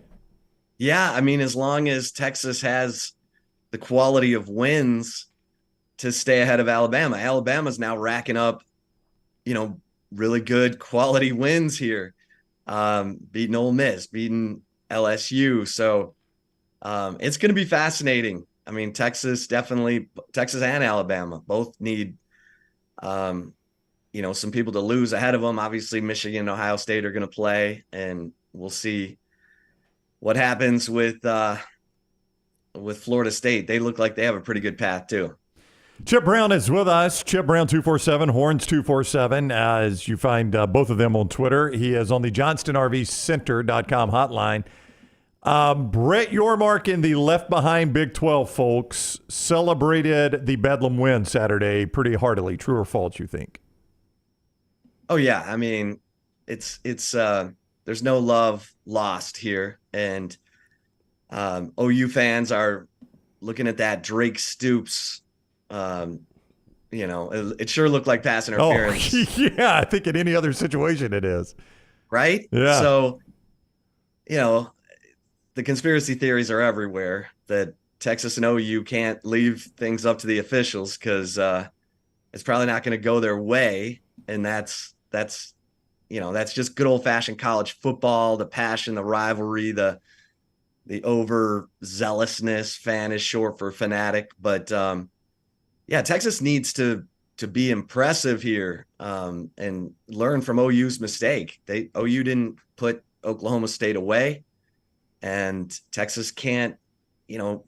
Texas was doing really well finishing games, like we saw at Alabama. They outscored them 21-6 in the fourth quarter. Outscored, Kansas 21-0 to finish the game. And now they're back to being a fast starting team and trying to hang on, and that just doesn't work. So they've got to keep the pressure on defensively. They've got an unbelievable defensive line, maybe the best in college football, and they need to keep their foot on the gas defensively and not let these teams start to pick them apart when they become desperate. Chip, I know it's based on the entire body of work, but would you say the majority of people, if you had to vote a Big 12 Coach of the Year up until this point, although Texas has got an incredible win in Tuscaloosa, and although they lead the conference right now and they're in the top 10, Oklahoma State's Mike Gundy would probably be your guy, right? How about that? I mean, and the Texas schools would say, well, he's not playing us. Like, I don't know who made the Big 12 schedule this year, but Oklahoma State's not playing Texas. They're not playing Texas Tech. They're not playing TCU. They're not playing Baylor. They're not playing any of the Texas schools. It's really weird. And so it's hard to, you have to give Mike Gundy credit. I don't know what he was doing shuffling 3 quarterbacks early in the year. That never works. He finally settled in on Alan Bowman, and he settled in on running the ball with Ollie Gordon, and it's been a great formula. But if Steve Sarkisian steers Texas through this Big 12 schedule undefeated, I think you're going to have to give him the Big 12 Coach of the Year. On this day in 1972, HBO launched, Chip. If I ask you your favorite HBO show of all time, what is it? I mean, Sopranos jumps right up into mind. Yeah. And on Texas, if they finish the rest of the year undefeated outside of the loss to OU, I think Sarkisian would deserve it. Back to HBO. But HBO, I'll tell you a funny story. I delivered newspapers when I was 12 years old, and one of my friends in the neighborhood had HBO, and I was like, oh my God, this is amazing. And it was $6 a month. So I bought it for our household. And then I caught my dad watching all the movies late at night. And I'm like, yo, Pops. Yes. How about a little something, for the effort? Yes. That's right. Their original programming so good for so many years. But I agree with you. I think Sopranos would have to be number one. Just one, and I don't know if we're going to get back into this, but just one season series, True Detective Season 1 and Mayor of Easttown with Kate Winslet was really good. And The Last of Us. All their stuff. Can I count Band of Brothers? I mean, that was a single season. Band of Brothers was incredible. Hey, have you gone back and watched Sopranos more than one time through? Have you seen it a second time through, a third time? I did during COVID. I watched it again. Yep. I watched it a second time. I watched Breaking Bad again, The Wire. All those are just epic. Yeah, the good thing about not watching things the first time through, I did not watch Sopranos. And so during COVID, I got to watch it for the first time, and it was fantastic. Yeah. Yeah, tremendous. Yeah, I mean, there was some Netflix certainly earned its positioning in American households during that pandemic. He is Chip Brown, at Chip Brown 247 on Twitter, and Horns 247 is where you find his work. Chip, thank you very much for the time. As always, we greatly appreciate it. Hey, anytime, fellas. Be well. All right, buddy. You too. Take care. Chip with us on the Johnston RVCenter.com hotline. I will tell you this. We will, coming up at the end of the show today. Okay. into the show today, make an announcement about something coming to the show that I think is very exciting. What? Yeah, something very exciting coming to the show. Brown, last time you did this, what happened? We announced like 9 new shows. We're not going to do that. I think it might kill us if we tried it. Little T and Forrester were running for the door. Yes. Might kill us if we tried that. But an announcement of something coming to the show that we're excited about coming up at the end of the show today. Hey, do we? I got kind of breaking news. I don't know if you've seen this. Uh-oh. Okay, can you tell us about Dr. B and get into the breaking news? Yeah, I just wanted to get y'all's opinion on this. I mean, it's not a. I mean, it's a big story based on where it is, but the program and the player, maybe not. But I wanted to get y'all's opinion on it. Okay, and I got breaking news for you. Well, I don't have any. For you. I don't have any. Can I participate? T3hair.net, non-invasive treatment. I do it 3 times a week on the couch, 30 minutes each time. I did it last night watching a little TV, watching Baylor and Auburn last night. It's that simple. My hair is more than doubled in thickness. Call 205-319-0316, T3hair.net. Dr. B offering Sensus Transdermal Infuser. This enables Dr. B to get various medicines and therapies into the scalp where the hair follicles are without using any injections. This is revolutionary as Dr. B can pinpoint delivery of a patient's genetically specific products without any needles. Again, T3hair.net or 205-319-0316. Okay, what do you have? So NC State quarterback MJ Morris is going to redshirt the remainder of the season. And the interesting thing here, Brennan Armstrong is not 100% healthy yet. Dave Duran had planned on playing MJ Morris the rest of the season because they could still make the ACC championship game. He's 3-1 as your starting quarterback, and he's like, I want to save a redshirt year. I don't want to ruin a year of eligibility. And just this week, Dave Duran was like, this dude is playing at a high level. He's taking leadership of our team, and then you pivot, do a 180, and you're like, I'm tapping out because we can't win a championship this year. You know, they've been a little disappointing, but they're still just 6. I mean, they're 6-3. Yeah. Well, I mean, Dunaway's right. If things break the right way, I don't think they will. In a kind of an unpredictable ACC, they could still make a run there.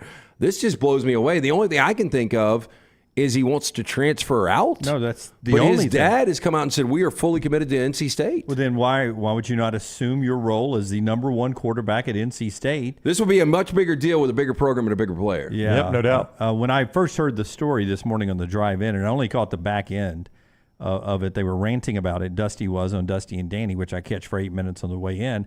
I thought he was bypassing the rest of his year to go to the NFL. I didn't know he was doing it for a red shirt. That's all. So he's just doing it for a red shirt. That makes no sense to me. I thought he was like, had played himself into a role where he thought he was going to be drafted. If that's happening, like if Caleb Williams does this, we would all be like, that sucks, but I get it. Yeah. It's a money decision. This is a red shirt decision. And to me, this hurts your NIL at NC State, even if you stay at NC State. I mean, go out and be QB1 and start raking in some cash there with your NIL money. I mean, it is a wild decision. So how much has he played this year? He's 3-1. He's played 4 games. So he's played 4 games. Yeah. So, I mean, this is it. He's at the limit. Another snap. Yep. Yeah. So his dad went on record, told radio station yesterday, quote, no one is leaving the program. Nobody said he's leaving the program.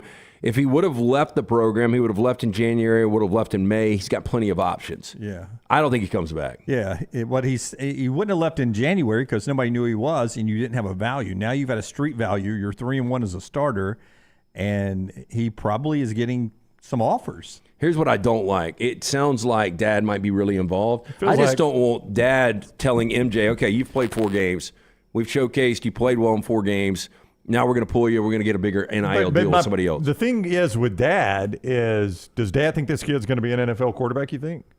Do you think this kid – it's 4 games. It's 4 games. There's no reason to ask that after 4 games. But, and by the way, he had not won the job from Brendan Armstrong, who was pretty bad. But if Dad thinks he's going to be an NFL quarterback, why save a year? You're going to be in the NFL 3 years in no matter what. I mean, all you got to do is be 3 years out of high school to be eligible for the draft. So that's right.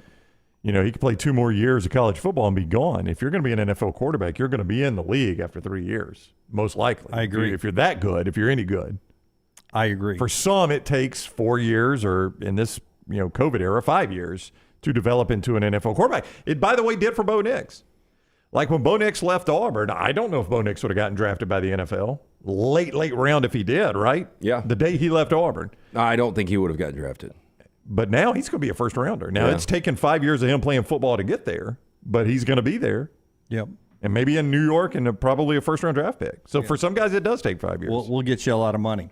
All right, here's the story, LT. If I asked you cities around the country that have bans on gas-powered leaf blowers right now in the United States. Oh, wow.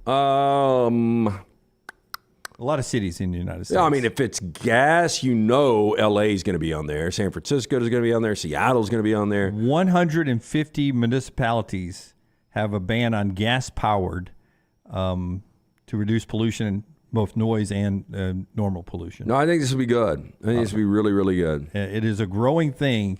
Now landscapers around the country are thinking about filing a class action suit to try to get federal folks to step in and say that this is violating their rights as Americans. So I went on a rant on, I think it was Thursday or Friday on Twitter, and dude was out blowing his leaves, and literally like 30 minutes after I posted, the leaf blower went dead, and I haven't heard it since.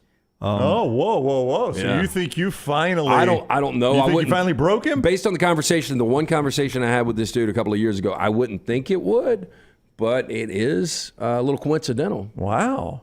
That's interesting. Lance might have finally broken the guy. It took social media all the years over the radio waves and now streaming and on YouTube. That didn't help. Or maybe he just heard me because I did the rant with him out there. Well, but he was blowing leaves. That was a loud. He was. Montclair, New Jersey, they tried just this week, filed a lawsuit for an injunction so they can keep doing their landscaping work. It's fall in New Jersey, as you know. The judge ruled against them. Ooh. He doesn't like the noise either. Do you know anybody that does? No, but it's excessive. Look, and I know it's a necessary evil. People have got to clean their yards up. That's what I'm asking you. But you can go overboard with it. Like leaves are going to fall. This is my point on the Twitter video the other day. Leaves are going to fall. So unless you just want to be really annoying and you're that OCD that you've got to have your yard immaculate every single day, let it fall. Do it once a week. Yeah, well, I was in Homewood, driving to Homewood. When we were at Odie's, was that last Thursday night? We were at Odie's, or 2 Thursday nights? 2 Thursday nights ago. Last Thursday night we were at the Battery. So maybe I was going to the Battery because that's too in Homewood. I was driving through Homewood, a little part where you get off 280, the back road through the sort of Spanish houses over there. Yeah, Hollywood. Yeah, so I'm driving through there, and there's a landscaping company out there bagging up leaves, you would think, but they're not bagging them up. They're blowing them into the street, and they're charging those poor people that to pick up their leaves. They bagged maybe a few, but they're blowing most of them in the street. Yeah. You know what's going to happen? I drive my car in there, those leaves blow right back into those people's yard. Yeah. I told my walk up, 2 snowy hills to and from to school the other day, the story about we used to have this thing called a rake. Yeah. And we would rake all the leaves into one big pile, and the kids would play in the pile of leaves. And then we'd burn the shit or bag it, and then you were pretty much done with it. But we didn't blow it on other people's property or into the street. Yeah, blowing into the street should be against the law. Against the law? It should be against the law because you're not doing anybody any good there. Brown ain't going to agree. He throws that banana peel out the window. I do. The animals eat it. I don't think blowing leaves in the street should be against the law. If anything, we have too many laws. By the way, burning leaves, good smell though, right? Oh, you don't get it anymore. Because people want to keep recycling their leaves. They got something to do. They want to be bored and blow leaves. Well, you can't do it around here right now because it has not rained in like 3 months. I mean, you'd burn the city if you try to burn leaves right now. We do have a drought condition. A very bad one. Yeah. I like the smell of burning leaves. I don't disagree with that. I'm just saying right now is a bad time to do it. I never like to call our drought conditions very bad. Well, they're pretty bad. They're raining in a while. They are bad. Bad for us. Bad for us. Well, that's the only one I can. Well, we have people who listen to us in California, and those droughts are a lot worse than ours. Those forest fires get going pretty good. Yeah. There's people laying in a hospital bed, and you're complaining about your back. Yeah, that's true. I mentioned that earlier. You did. You said, how's your back? I said, it's not great, but could be there worse. are a lot of people hurting a lot more than I am. Right. Have we really not had rain in 65 days? It's been a while. It's been a while. Yeah. Wow. But you guys, back to the original point, if you could plug in and charge your blower and do the exact same damage that you do with a gas blower, and it makes less noise, why would you not do that for everyone? You can't is the problem. Those battery powers just do not last long enough. I agree with you. Yeah. I mean, whether it's an edger or whatever, the battery power does not last long. And they're not as powerful as the couldn't you have gas a blower. battery pack that goes on, and whoever makes the leaf blower, I don't even know. And then if one runs out, you charge it, you put the other one back on. Yeah, well, Ryobi is the one I used. I don't know. Ryobi. That's a great American made. Yes. Ryobi. I think it's Ryobi. That's Ryobi. Maybe Yes. Ryobi, yeah. I don't know why you threw the heavy H in there. That doesn't have an H. The battery was not very good. The gas power, though, is for the professionals who are rolling around. They've got to go from 1 yard to the next. You could never keep enough batteries charged. There's nowhere for them to plug it in. They're doing 12 yards a day. You just can't do that. I mean, I don't know. I mean, you plug your cell phone in when you're driving down the road, don't you? I don't think. We are very big in the landscaping community, so I support them. I hope they get a federal law that allows them to be able to do their jobs between business hours. Let them blow. Yeah. Let them blow. Yeah, you're not in a blow. residence right now where people blow leaves. Put you back in a Oh, neighborhood. it happens. It happens all the time in my neighborhood. It does. It's part of our HOA. They hired the same people to come out about once a week. I tell you what by I the way, like. Troy, I did landscaping for 3 consecutive summers when I would get home from college. And I would put the ad in the classified that said mow, blow, and edge. You couldn't think of anything that rhymed with blow? Well, you had to pay by the wording. Yeah. So it was just quick to the point and then phone number on Who there. are you calling, honey? Mobile and Edge? You missed the golden opportunity is landscaping. Landscaping. Yeah. That was Lance. But me and my buddy Patsy, we did it for 3 summers. I didn't like it, but I know plenty about it. And I know plenty of people that know the common courtesy, you blow your leaves once a week at most. Yeah. Could we not have a national blow day, like a day everyone blows their leaves? Well, you could. Like once a week. Thursday's the day. Can't be a Saturday. Leaves didn't fall today. They fell on Saturday. That's the problem. I can blow my yard off, or my guy can blow my yard off, and 2 hours later, it looks like the dead of fall again. Like I got so many trees, I can't keep up. And see, that's it. Why don't we just let all the leaves fall That's and then do it? It looks so Then do it. sloppy. I just can't deal with it. It looks so sloppy, especially on the driveway. I got to keep the driveway clean. It's because that's what we decided looks great, right? Well, but I've decided it looks great. Yeah. Yes. At one point in the 60s, big hips and a backyard caboose was the Playboy model. Then we decided to slim it down and Photoshop everything. It's all a matter of taste. Yeah, I mean, I kind of like today's better. You don't? See? Sure I do. I mean, you could go find a team that runs the triple option, too. We evolve. Oh, that's coming Yeah, but back. I don't think, I never drive if somebody's got high grass or weeds, I'm like, dude needs to do something with his yard. That's right. But if you've got leaves this time of year, I don't say anything. Just saying. Yeah, it's a lot of noise. It is a lot of noise. Hey, and my dogs, what drives me crazy, my dogs go crazy when they're out front and out back When they're blowing the blowing. leaves. My dogs are barking constantly. Yeah. Constantly. Our friends at Maestro Dobel Diamante will take the edge off with the best tequila in the world, made with 100% pure agave. This is an exceptional tequila that is aged in wood barrels from the Balkan region of Eastern Europe. 100% natural process here gives it a soft, robust agave flavor. You got to try this. It's the best tequila out there. So smooth and crystal clear. It's Maestro Dobel Diamante Tequila. Back in a moment right here on TNR. Follow Scott Forrester on Twitter at Scott Forrester TV. Hey, Lance Taylor from the Next Round to tell you about one of our favorite places for breakfast, lunch, and dinner. That is Hamburger Heaven since 1982. Hamburger Heaven has been serving Birmingham's best hamburgers, cheeseburgers, French fries, hand-spun milkshakes, and sandwiches made fresh to order.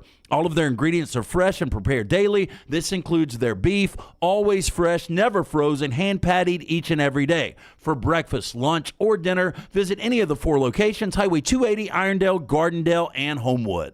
Do you need extra cash handy? Look no further than Legacy Credit Union for whatever loan your lifestyle requires. It only takes a few minutes to apply and request the amount you need to give you peace of mind. With affordable low rates and manageable payback plans, a Legacy Lifestyle loan is crafted just for you. Apply online today at legacycreditunion.com/join. Lifestyle loans from Legacy. Terms and conditions may apply. Legacy is federally insured by the NCUA. Follow Next Round Live on Twitter, Instagram, Facebook, and YouTube. The social media team at Next Round Live will share the latest interviews and videos from UAB, Alabama, Auburn, and campuses all over the college landscape. You'll also get the latest highlights and news from the Next Round Live Daily Show. Jim, Lance, and Ryan will share their thoughts, and remember, you can always see the old shows on the Next Round Live YouTube channel. Subscribe, like, and don't forget to comment. Turn on the notifications so you don't miss a thing. It's Next Round Live on Twitter, Instagram, Facebook, and YouTube. Hi, this is Wes McClooney, owner of the New Balance Birmingham store. You're not average, and the New Balance Birmingham store has the shoes and apparel to perfectly match your unaverage self. If we were all shaped the same and had the same level of fitness, and if we all walked and ran exactly alike, well, then I guess an average shoe store selling average shoes would be just fine. But you deserve better. At the New Balance Birmingham store, our specialists will match you with a custom pair of New Balance shoes that fit you perfectly. Come see us at the New Balance Birmingham store. Your feet will thank you. Hey, Lance Taylor from The Next Round. You've heard me for years talk about our friends at Bromberg's Jewelers, and we welcome you to stop by and see that great customer service at the Mountain Brook and Summit locations, but we'd also love for you to check out their new online shop. They've got plenty to choose from. Great gifts, big and small. Available online, they've got David Yurman, Tudor watches, select diamond and gemstone jewelry, William Henry, seasonal and favorite giftware items and baby gifts as well. They've even got an online sale section. For more information, brombergs.com. Make sure to start your day at nextroundlive.com. Get caught up on the latest podcasts and videos from the Live Daily Show, plus specialty shows such as the Mystery Fifth Hour. You can also learn more about the whole staff at Double Down Media, find all of our social media feeds, see the latest videos from our YouTube channel and gaming channel, plus find other ways to consume the show like the Next Round mobile app, which you can download direct from the site via your iOS and Android device. Make nextroundlive.com your homepage and stay up to date with everything from us here at the Next Round.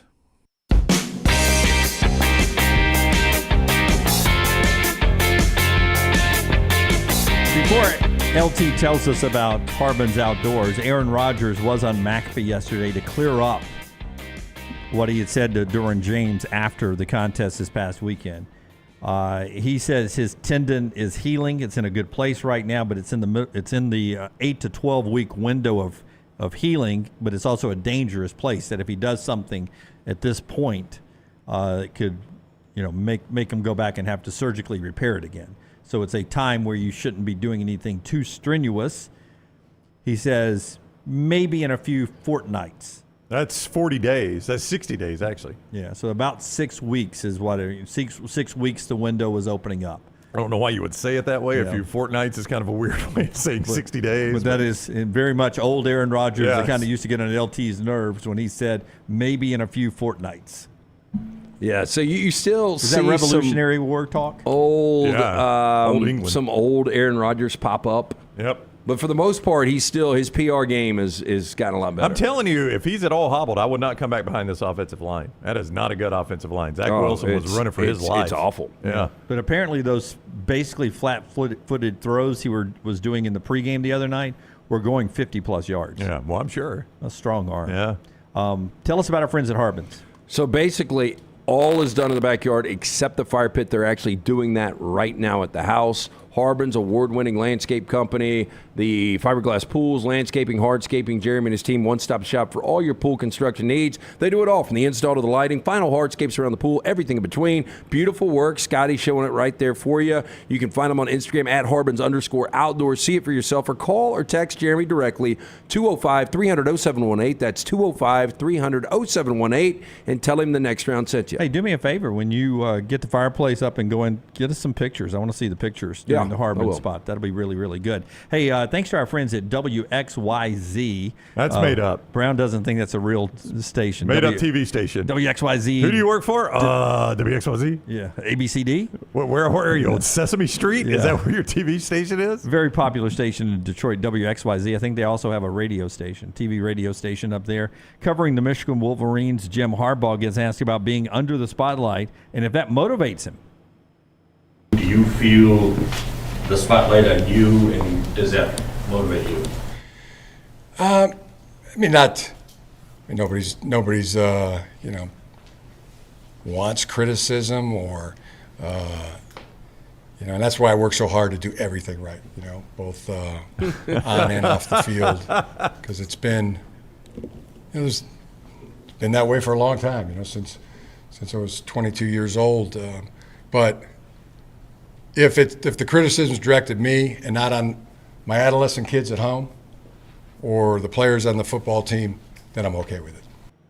I mean, my gosh.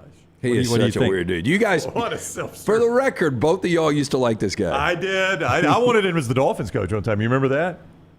I thought there was a time I was like he was going to be the Dolphins coach. I stand by it. He has done a really good job. Oh, there's no doubt. I agree He's with just that. a complete weirdo. Yeah. He fits Michigan. He's But a Michigan man. There's nothing likable about him. What do you like about him? Give me the things you like about him. I liked him because I knew he'd be successful. When I said I liked him, it was because he was catching criticism for coming down south and doing those camps that are now outlawed.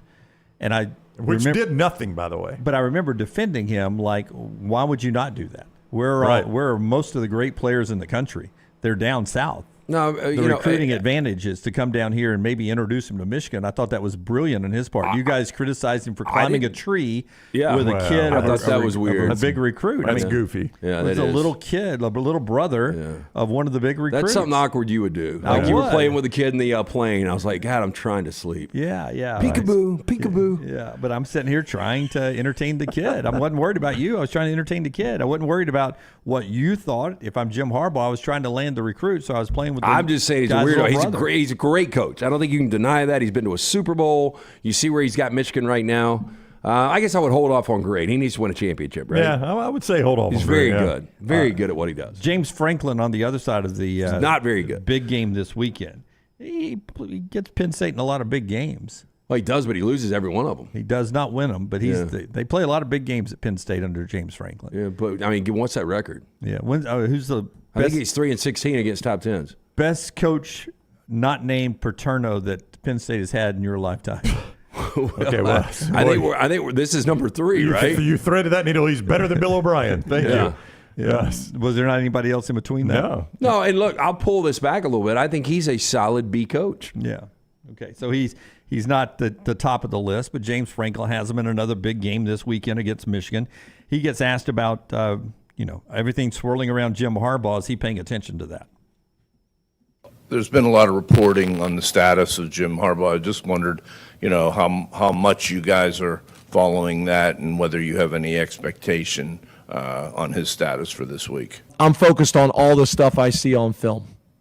That's what we're focused on, is all the stuff that we see on film, their players, their scheme, all the stuff. When I say see on film, what we see on the coach's copy of the film, the stuff that's going on between the sidelines, the 53 and a third. That's what we're focused on. Brown, what's he talking about there, Brown? I tell you what, I get all my information from the coach's film. I ain't got anybody at stadium stealing signs ahead of the game. Everything comes from the coach's film. That was actually a pretty good cut for James Franklin. I thought it was going to be worse than that. That was actually really good.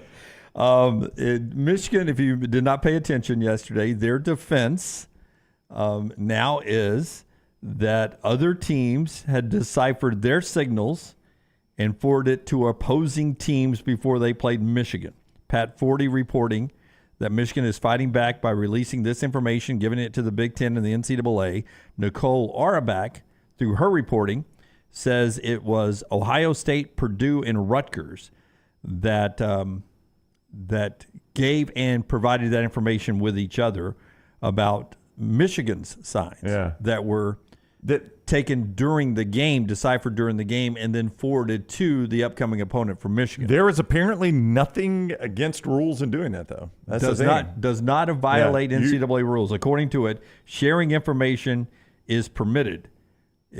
Going in pre-scouting and using technology and then deciphering it is not permitted. So you can get pissed all you want about it and say that Ohio State and Rutgers should not have been doing that if you're Michigan, but they were not violating any rules doing it. So it's a weird defense that, listen, the stuff that wasn't against the rules, what they were doing, so we decided to break the rules to combat it. I mean, that's essentially what you would be saying there with that defense. Yeah, and Michigan is going scorched earth, us against the world. Yeah. And that's the mentality they've got. And I really believe this team is going to be – and look, the ride might be over this weekend. This is a tough spot, although James Franklin is 3-16 against top tens. But if they get past here, this is going to be more irritating for the mass of college footballs outside of Michigan fans.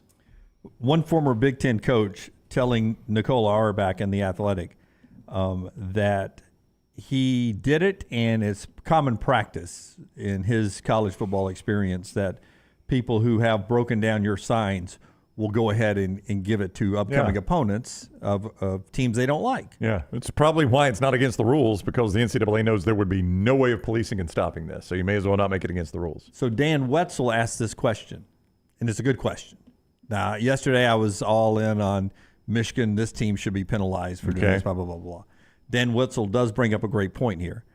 Would you rather have advanced scouting by the people that Connor Stallions hired, bought tickets, sent them off with a cell phone to record the other team's sidelines to steal the opponent's signs, or would you rather have actual Big Ten coaches who during their game had stolen Michigan signs and just handed you the work? Here are their signs. I'd rather the one hand me the work. I'd rather the actual Big Ten football coaches who've already done the work. But Connor Stallions is doing a better job than them based on what Michigan is doing, this annihilation tour. It does seem like he was more successful at doing it, yes. But Wetzel brings up a good point.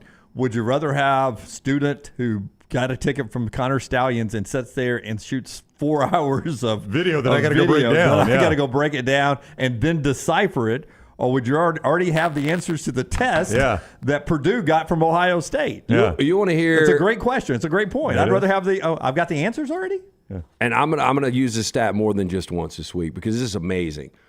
And I just don't care who you're playing. You're still playing a Big Ten schedule. Their defense has been on the field for 490 snaps this season. Michigan's has. Yeah. How many goal-to-go situations do you think their opponents have had? Indiana was down there a little bit. 490 snaps? 490 snaps. I'd say 15. I'd say 27. 0. Oh, Indiana didn't have a goal to go. I swear I thought they made it to the 11. We talked to Clyde about it.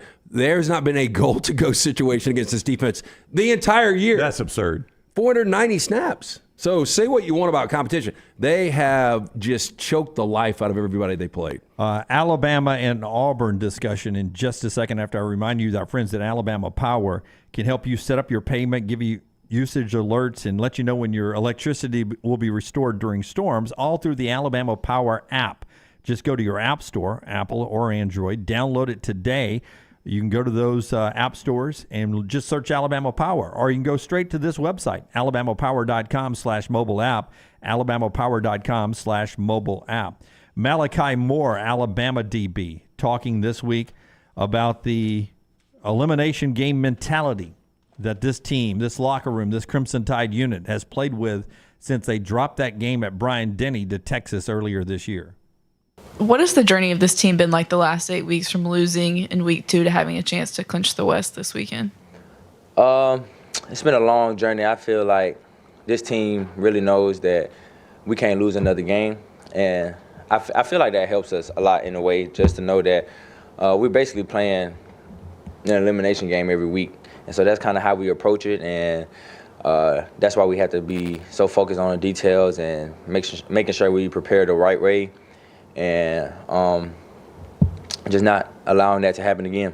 Man, that dude's thick. He look really at is. him as a safety. And I think he's been a huge contributor this year, that at times maybe he's been a guy that could have been at times during big games could have been targeted and stuff. Yeah. He has been the difference maker. No, he's been really, really good for Alabama this year. A lot of There's no guys doubt. in the slot there. All right, Alabama, Kentucky. Should Alabama fans be concerned about this game? I mean, talent-wise, no. The way Alabama's playing right now, no. But this is an 11 o'clock game. The number seems a little small to me at 10.5. Good breakdown by Luganville with me on Ball yesterday at Disrupt the Media. Links right here in the description of this show if you're watching on YouTube. Got a feeling Luganville is saying no shot for Kentucky. He's not saying no shot, but he's saying after last week, playing Devin Leary is exactly what you want. A guy that is flat-footed, stuck in the pocket, 50-some-odd% passer. Yeah, I think Kentucky loves to run the football, and Alabama is one of the 17 best defenses in the country against the run. And that's what he said. He's like, do you honestly believe Kentucky's going to line up and run it on Alabama consistently enough to beat Alabama? Yeah. And that answer for me is no. It does feel like, not that I'm a betting guru, LT, this does feel like it's under, did I see it at 48.5? That sounds about right. Does feel like it's under 48.5 in my opinion, but that's just me. What do I know? We'll talk Auburn football with the captain, Elijah McAllister, coming up on the other side of a quick break here. Show being brought to you as well by our friends at Odie's, Lance. Odie's Tavern, 2 locations. Rock Start is Wednesday, that means. Oh, my God. I got to get that mic ready. Let's just hit the... Odie's team trivia every Wednesday night. The original location at Crestline. Me, Rocky, Will Haver will be there around 8 o'clock. Get there a little early. Enjoy the great food from Rodney Davis. Award-winning wings, delicious burgers, incredible sandwiches like the Diablo sandwich. But not only that, not only the Crestline Village, we've also got the new location in Homewood. 2 locations. Get out, see Will Haver and that great staff, Odie's Tavern. Unlocked with Fox Sports' Brock Heward and Lance Taylor weekly at Disrupt the Media on YouTube and wherever you get your podcasts. Football season is here, and Legacy Credit Card is just what you need to manage your spending safely and wisely. Credit cards offer better consumer protection against fraud when compared to a debit card, which is linked directly to your bank account. Legacy offers rates as low as 8.9% APR on credit cards compared to major card providers who advertise rates as high as 29% APR. Look no further than Legacy. Open a credit card online in minutes at legacycreditunion.com/join. APR's annual percentage rate, rates, and offers subject to change. See website for details. Federally insured by NCUA. Thanksgiving is here, and let the New York Butcher Shop be the place to get all of your holiday meal items. Their premium turkeys are fresh, free-range, and hormone-free. The New York Butcher Shop also has a wide selection of chef-prepared side items to help save you time in the kitchen. Pick up a bottle of wine, and your meal will be complete. Turkeys are selling fast, so place your order today. 2 locations to serve you, in Cahaba Heights and on Highway 119 in Greystone. The New York Butcher Shop.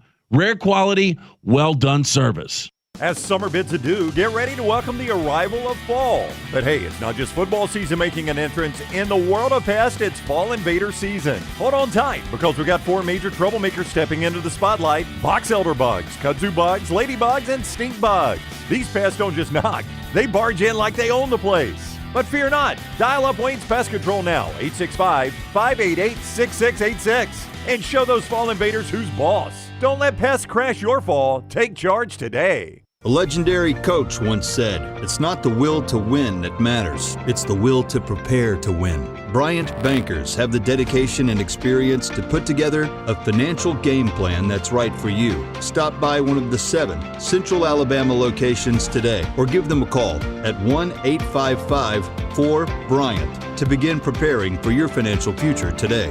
You'll find out what unbeatable service and legendary results are all about. Bryant Bank, Equal Housing Lender, member FDIC.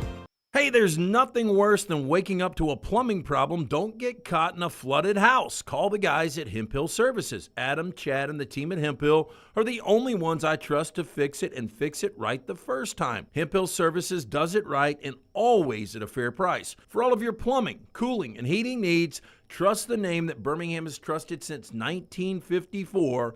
That is Hemp Hill Services. Call now, 205-229-2090. That's 205-229-2090. Hey, Ryan Brown here from The Next Round. Do you want to help pay for my kids' college and look great while you're doing it? You need to go to The Next Round store. Everything from hats to short sleeve and long sleeve t-shirts, sweatshirts, hoodies, zip-up hoodies, and much more. And we're adding new things all the time. Why would you not want to see my kids get a great college education and look great out in the public while you're doing it? Get the gear we wear all the time on the show, and there's only one place to get it. nextround.store. That's nextround.store.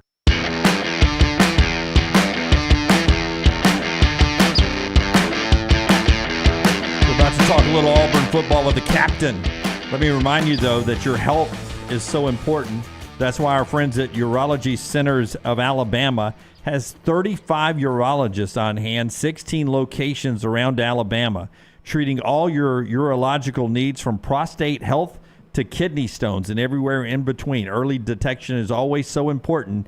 Visit urologycentersalabama.com. urologycentersalabama.com. Elijah McAllister is the Auburn team captain. He joins us each week, courtesy of Craneworks and RentalWorks. The big guy says, check out the big dog, Craneworks and RentalWorks. Hello, Elijah. How are you today? Doing well, yourself? Doing awesome. Thanks a lot. Can you walk us back last week, going back into that stadium where you played so much football, being in the visitors' tent, I guess. There's no locker room because of construction. Just what were the emotions like going back to that stadium again? It was different, honestly. It was very weird. Even something as small as warming up on the other side of the field that I never warm up on, never have warmed up on. Something different that I never thought I'd do. I'm seeing my old teammates, my old coach from a different vantage point was just unique. Even when I first got out there, my first snap, I just smiled, and me and my best friends, Justin Ball, the tight end, we just smiled at each other like, man, we're really doing this. But it was fun because I got to go back, see some of my good buddies, and got a win. So it was all good, but it was weird in initial. So coaching transitions take a little bit of time. It seems like the last couple of weeks, and not that you guys have played outstanding teams in Mississippi State and Vanderbilt, but it seems like you guys are getting more comfortable with Hugh and Coach Freeze is getting more comfortable with you guys. Would you agree with that? Yeah, I think anytime, like when you bring in a new coaching staff and a new culture, you try to, build that culture from the ground up, and it starts anew with new players and new standards and new values. And, it takes a little time for guys to get comfortable and start settling in that new standard and new value system. And we've, started to show that. We want to be able to, continue to ride that wave and a positive uptick to finish off the season to set the precedent for next year. Give me the scouting report on KJ Jefferson. When you look at him on tape, what do you see? Yeah, he's a dual threat guy.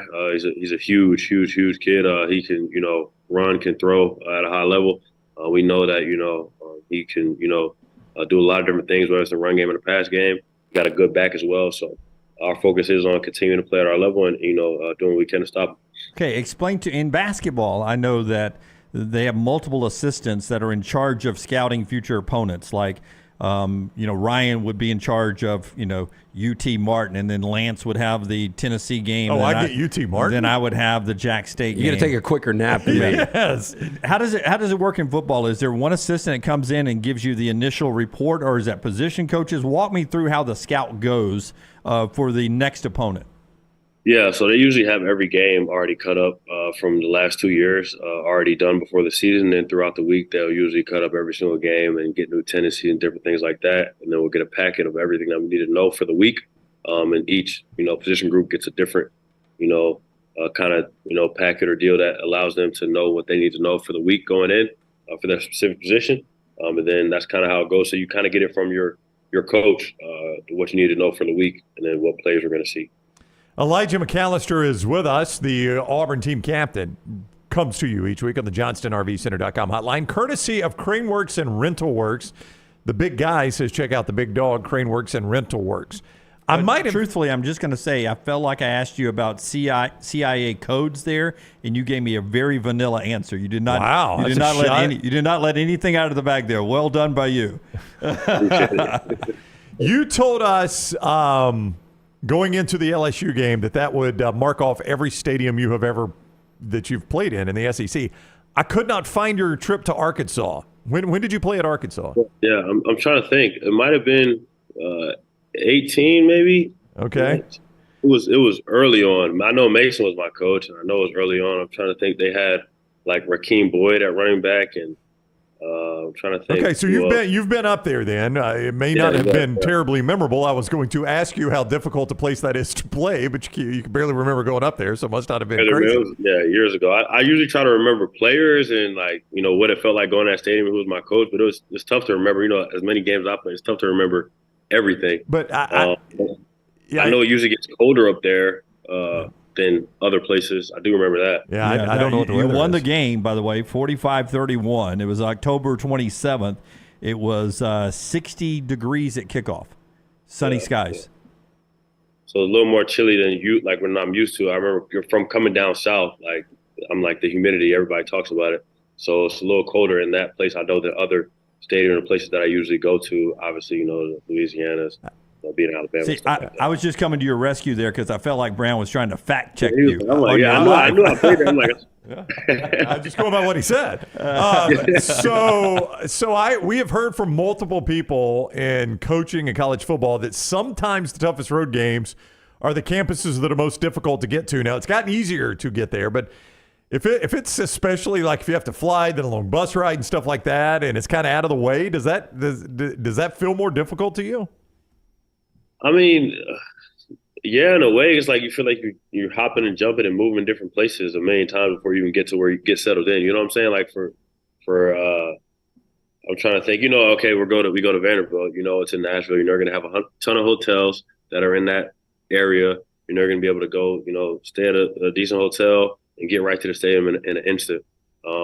Whereas in some places it's a little more difficult to fly directly into and get settled in, and you may have to bust and fly and bust and fly. So that's a little difficult. I know usually, my previous place when we played Ole Miss, we would stay in Tupelo, which is a little trip. So it just depends on where you go and where you stay. Yeah, you briefly mentioned Derek Mace, your former coach at Derek Mace, your former coach at Vanderbilt. Do you keep, and this is a guy that signed you with the Commodores, do you keep up with any of your former coaches? Do you know where he is right now? Because he's doing a really good job where he is right now.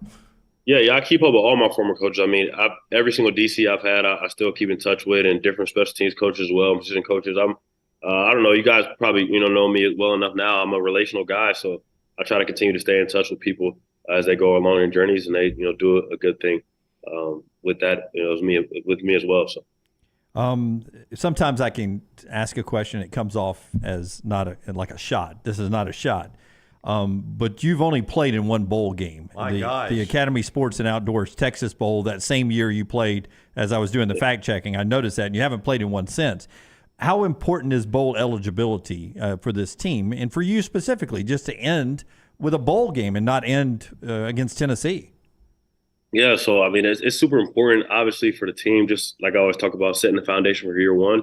We know where this program is headed, but for the outside world, it puts proof on those facts where we know this program's headed by getting to a bowl game and getting a bowl win. And then for me personally, I mean, people always ask, like, hey, you're an older guy. Like, everybody's starting to opt out the bowl game. You're an older guy. Like, are you going to play? I'm like, man, heck yeah, I'm going to play in a bowl game. Are you kidding me? I only had one opportunity to even go to one. We end up losing. And, like, man, like, I was a young buck. So now I'm, the older guy. I'm a captain. I'm going to play every single game that's possible. I'm going to try to win and, do what I can. So, yeah, it's going to mean a lot to me because I'll be able to actually play in another one, which, is amazing to do. And then, actually get to, be involved and be in the game plan for it. Did they have a gift room at the Academy Sports and Outdoors Texas Bowl? Do you remember where you walk around and were able to pick out little gifts for the bowl game?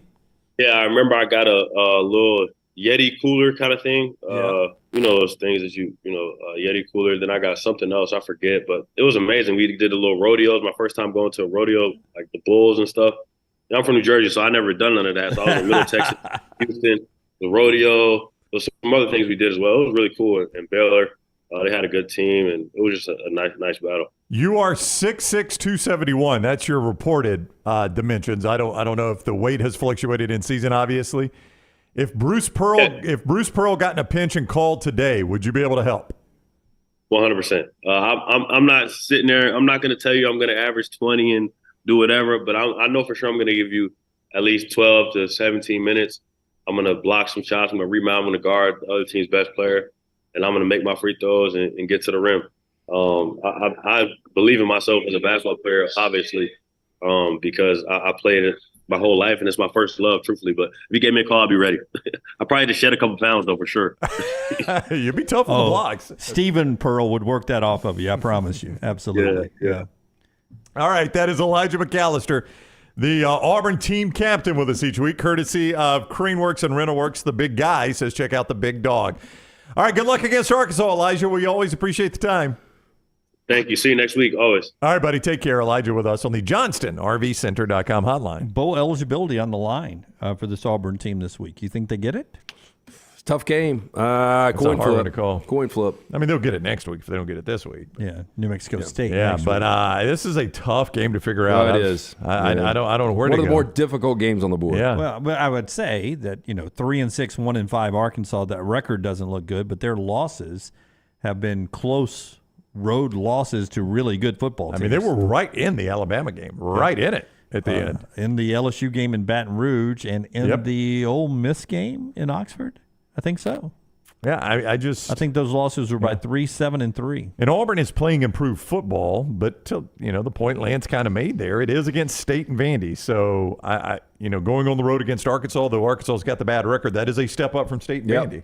Yeah, and so I don't know. Getting Rocket Sanders back last week helped that Arkansas Yeah, he offense went 100 a lot. plus. Yeah, I mean, he took a lot of pressure off KJ Jefferson, and he played, probably his best game of the year. Tell us about our friends at Woodhouse taking the pressure off your life every day. I had an opportunity to stop in yesterday. I went and saw Casey and Stuart, the fine folks there. They're almost done with their remodel on the side. They're expanding the spa. Beautiful location right there at the Summit Shopping Centers. Holidays rolling up on us. If you're looking for the gift of luxury, it's really simple. You can order 24/7 gift cards online, birmingham.woodhousespas.com. 70 options up there, including massages, body treatment, skincare, waxing, nail services. Again, birmingham.woodhousespas.com, or just stop by, see Casey and Stuart, tell them the Next Round sent you right there at the Summit Shopping Centers. And also by our friends at Milo's. It's lunchtime. How about those Milo's loaded fries right now? Does that sound interesting for you? There's a picture of them. They've got the saucy fries. It's got the 100% ground beef in there, the Milo sauce, some queso and such, and the Mexi fries. A little hot there. Got the jalapenos on there, the queso, the bacon and such. Check those loaded fries out and just download the mobile app from Milo's, the Milo's mobile app, and use the promo code NEXTROUND. Use that as one word, NEXTROUND, and try one of those new loaded fries for free. It's our friends at Milo's with the promo code NEXTROUND. Take the Next Round anywhere you go with official Next Round gear. Buy yours today at nextround.store. DryTech Water Restoration is a locally owned company that specializes in mold remediation, fire and water damage cleanup, and SteraMist services. DryTech's goal is to provide clients with expert guidance when dealing with any home disaster. DryTech's highly trained specialists are available 24 hours a day, 365 days a year. They will work closely with you and your insurance company to make sure the process is stress-free as possible. Call DryTech today, 205-637-0143. The moment you discover damage to your home, DryTech's team will handle the rest. The Next Round golf cart is back, and it's presented by Urology Centers of Alabama. For $89, play Limestone Springs, Cross Creek, The Meadows, and the renovated Woodward Golf Club. $247 in value for just $89. Or get bonus gifts with the Deluxe Golf Cart for $119. No restrictions, good through September of 2024, but supplies are limited. Buy right now at nextround.store. Man, I love a good meal. I'm Jim Dunaway. A good meal is what you get with my friend Sterling at Champy's Chicken on Highway 119 in Alabaster. We're talking great southern fried chicken, wonderful sides, hand-cut chicken fingers, po' boys, and those Mississippi Delta recipe tamales. You got a perfect menu for everybody. Champy's Chicken is perfect for watching the big game, or taking a meal to the lake house, down to the coast, or stay in the restaurant and dine in a great atmosphere. It's all made fresh to order right there on 119 in Alabaster, Champy's Chicken. Twin Peaks is the best in the game. Here, you're in the red zone for every college rivalry and divisional matchup all season long. I mean, where else are the scenic views as good as your view of the game? Only at Twin Peaks, the #1 sports bar. Hey, Lance Taylor from the Next Round. You've heard me for years talk about our friends at Bromberg's Jewelers, and we welcome you to stop by and see that great customer service at the Mountain Brook and Summit locations. But we'd also love for you to check out their new online shop. They've got plenty to choose from. Great gifts, big and small. Available online, they've got David Yurman, Tudor watches, select diamond and gemstone jewelry, William Henry, seasonal and favorite giftware items, and baby gifts as well. They've even got an online sale section. For more information, brombergs.com. Follow Next Round Live on Twitter, Instagram, Facebook, and YouTube. The social media team at Next Round Live is dedicated to giving you daily news conferences and practice video from UAB, Alabama, Auburn, and around college football. Follow and compare to the sites you used to visit. You'll also get the latest highlights and news from the Next Round Daily Show. Turn on the notifications so you don't miss a thing. Next Round Live on Twitter, Instagram, Facebook, and YouTube. See more at nextroundlive.com. Hey, if you're looking for Birmingham's best pizza, you need to stop in and see our friends at Slice Pizza and Brew. It's as local as you can get, from the ingredients that go into every pizza to the beer on tap. For a great lunch or dinner, go see our friends today, Vestavia or Lakeview at Slice. Jim Dunaway, Lance Taylor, Ryan Brown, and Rockstar. Live from the Birmingham Racecourse Casino Studios, the Next Round, presented by Bud Light, is on now. Two things before we get back into sports. Trash a little bit later on. Thanksgiving not far away. Anybody got the math on how many days Thanksgiving's away? Well, today is the 8th. A couple fortnights. Rockstar's Yeah, right. so tomorrow is Thursday. It'll be 2 weeks from tomorrow, 15 days. How about 2 weeks that? from Lance, tomorrow? That's crazy. That can't be true. I think that's right. No, It's it might be 3 81 weeks. 3 weeks. 3 weeks from tomorrow. It's 81 today. 3 weeks. So 22 days. 3 weeks from tomorrow. It'll be quick, though, man. DiGiorno Pizza. Huh? That's for your Thanksgiving? DiGiorno Pizza. Is it delivery, Jim?